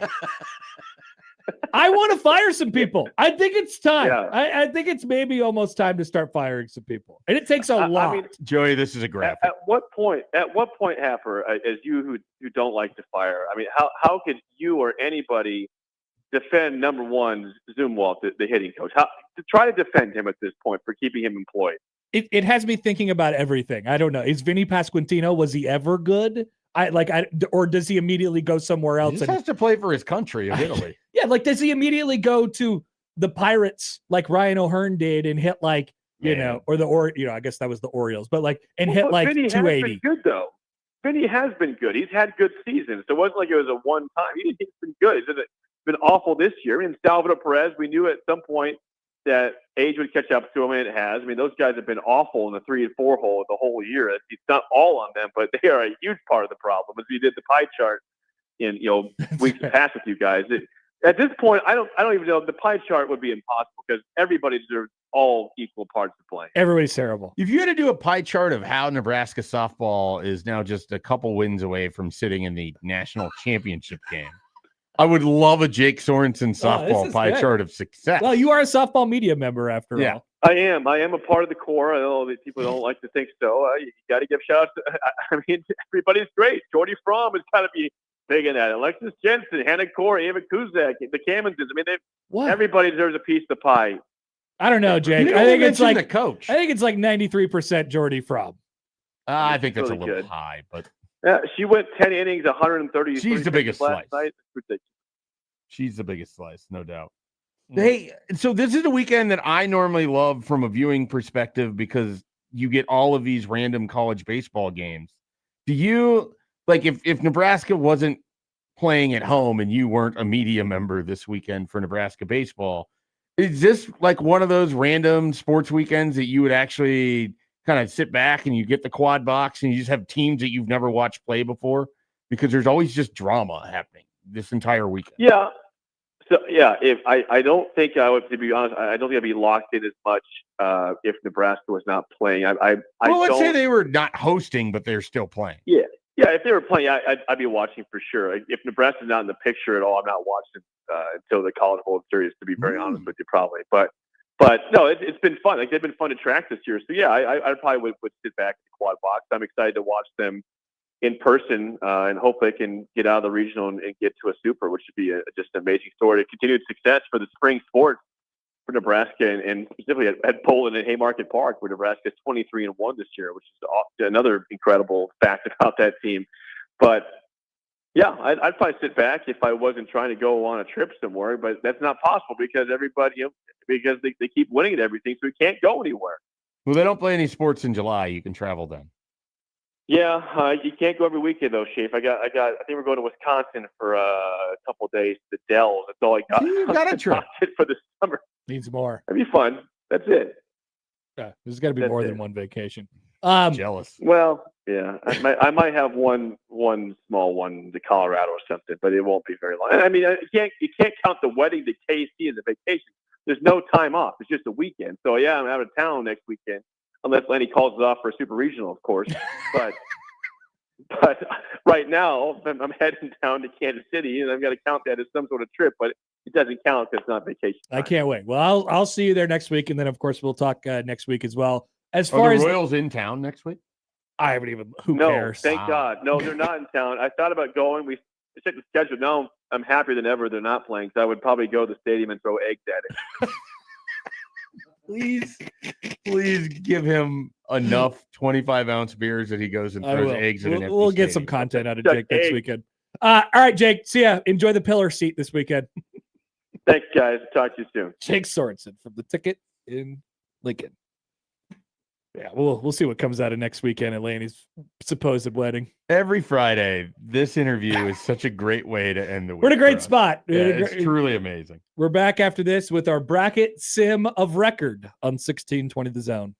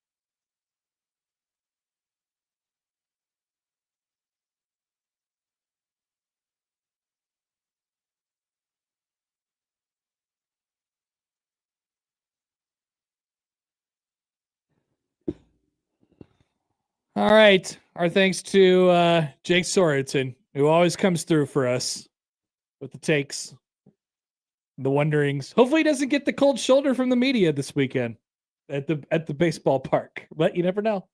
Those baseball, softball media types, they could be tough. They could be tough. Everything's a little territorial. Yeah. I mean, I remember doing that sometimes with With a few recruiting, people. where it'd be around signing day and it'd just be the most obnoxious thing to me. Mhm. Because you'd have these people that would float in and it's like they've never watched anything about this player No. or You watch 30 seconds of the tape. Yeah. don't even know what position he plays. No. Just be more like me and pretend to not know. Or no, just not know and then say, I don't know. Yeah. You know, it's really okay. You could say, I don't know. It's very, very possible. So our bracket sim, our final bracket sim will be simmed. Sad. Are we ready to do it right now? Remember, our replacement idea is to just go over box scores of old games. Yeah. I also gave us the idea on Fridays of any topics we didn't get to. We have like a Viking funeral for as we send it out to sea. We do. Oh, I could make a good open for that. Especially on Fridays. Thanks to Paul Allen. For today, we didn't No, talk thank you. about we didn't talk the new CBA for baseball or the proposed part of which is actually very fascinating. Yeah, we'll get to that next week, I think. Yeah, we could hold that. Okay, that could be a holder. We didn't talk about the Yesufu guy getting $6 million. And then Rick Pitino throwing out a tweet yesterday. It was like, we're here to celebrate our Big East championship instead of a big Italian dinner or whatever. That guy is on one. That's about all we left on the table. No for Tiger today. Woods in any major. And the Tiger Woods, yeah. I think his career might just be over. Yeah, but I thought that in 2019, but I definitely think it now. It seems a lot harder done. to come back. Yeah, I'm ready to agree with you on that. All right, so topic delved into. Consider it done. We did it. We've done the topic. It's like we need a stamp sounder or something. Done. Yeah. Topic. Yeah, basically. You've been topicked. Our final bracket sim. It will be simmed one time with one singular press of a button on the actual NCAA tournament field that we have right now. And I will delve to you. I'm going to turn my screen. I will turn to you in great detail what happened in this bracket. 3, 2, 1. We have simulated the bracket for the final time. What would you like to know? You go to Nebraska first? Well, let's do this. We'll work our way through this with some questions. Okay. Did any 4 seeds win a regional? I keep wanting to say region. Okay. Which one? Little Rock. So they won the Southern Miss Hattiesburg Regional. Well, that's not good for my prediction. Mm-hmm. Okay. We'll just work our way back. Any 3s win a regional? Yes. Okay. Should we guess which 3? Arizona State. Yes. Oh, well, then we got a lot of answers out of that. Uh-oh. Yep. Arizona State wins the Lincoln Regional. Oh, no. Stupid Harry Bonds. Yep. Harry Bonds does it to And them. do they get Auburn? They do get Auburn. And then Auburn goes to the College World Series. Uh-huh. It is a pretty chalk. It is a pretty chalk boring field. Yeah. We have only 1 through 16s. Wow. So all seeds, which will not happen. We have outside of 3, we have all national seeds. Whoa. So five in the top 8. Correct. Outside of Florida State, who is the 10, Okay. and ended up beating Oklahoma State in the Super. Okay. Who came out of the Tuscaloosa region. We had A&M beat Tennessee in their Super after North Carolina lost in their regional to Tennessee. And then we had Mississippi State, who took advantage of a Georgia regional loss to Boston College, which would be tough. Mississippi State goes to the I like Mississippi. I'm fine with Mississippi State making it because I like Brian O'Connor. Sure. I want him to make it again. But as chalk would hold, as tradition would hold, we end up with a very conventional national championship series, which we never do. But here we are with Georgia Tech and UCLA. That is the number 1 seed and the number 2 seed in the national championship series, which Georgia Tech wins. I'm just going to say this. That ain't happening. Yeah, It ain't I'd be happening. surprised. We're not getting 1 versus 2 in the title game. Georgia Tech is who I picked in my bracket challenge to win the national title. I can see it. I have Did you? I have UCLA winning it all. I can't remember Over what I Texas. did already. I forgot about it already. Let me You see. had Georgia Tech and A&M. I also picked Georgia Tech to win the national championship. Yeah. Good All job by right. all of us. Look at that. When Georgia Tech doesn't make it, we know who to blame. Ultimately, we got It's not John Carlos' we did fault. not get any fun in this. Maybe it'll be no fun for the NCAA That'll baseball happen. tournament. But in it's a general. Connor World Series. Yeah, But I he's mean, not even excited. it's about not. that. It's I not a can't believe Connor it. World Series in the sense that a Connor World Series would require another underdog. We really should define the Yeah. Connor World Series. I when was the regional I finishes. was relatively specific about this. I do like the SEC powers. I like the best teams when they're in it. I also like new blood. I also like when when there's an underdog, when there's like a wild 4 seed or 3 seed or something like that from a regional. And we're missing that in this tournament. This is a little too chalky and boring for my liking, but all the best players are here, which is exciting. Okay. Like each of the top handful of collegiate draft picks are going to be in that. Florida in this? Florida is in it. Okay. Yep. Liam Peterson is going to be in it. You have Rock Chalowski. You have Drew Burris and Von Lackey and Avicula and all those guys. And the Texas guys, Aiden Robbins and Aiden Robbins, Big East. Oh. Yeah, he's the reason why Seton Hall sucks this year. Ah. Poor Seton Hall. Seton Hall's never going to be good at baseball again. I'm sorry. All right. They're terrible. That's our bracket sim. And that is it, ladies and gentlemen. Hopefully you enjoy the baseball and the softball this weekend. We appreciate you all listening, as always, to the show. If you missed anything, 1620thezone.com is where you can find it. Our Friday crossover is coming up next.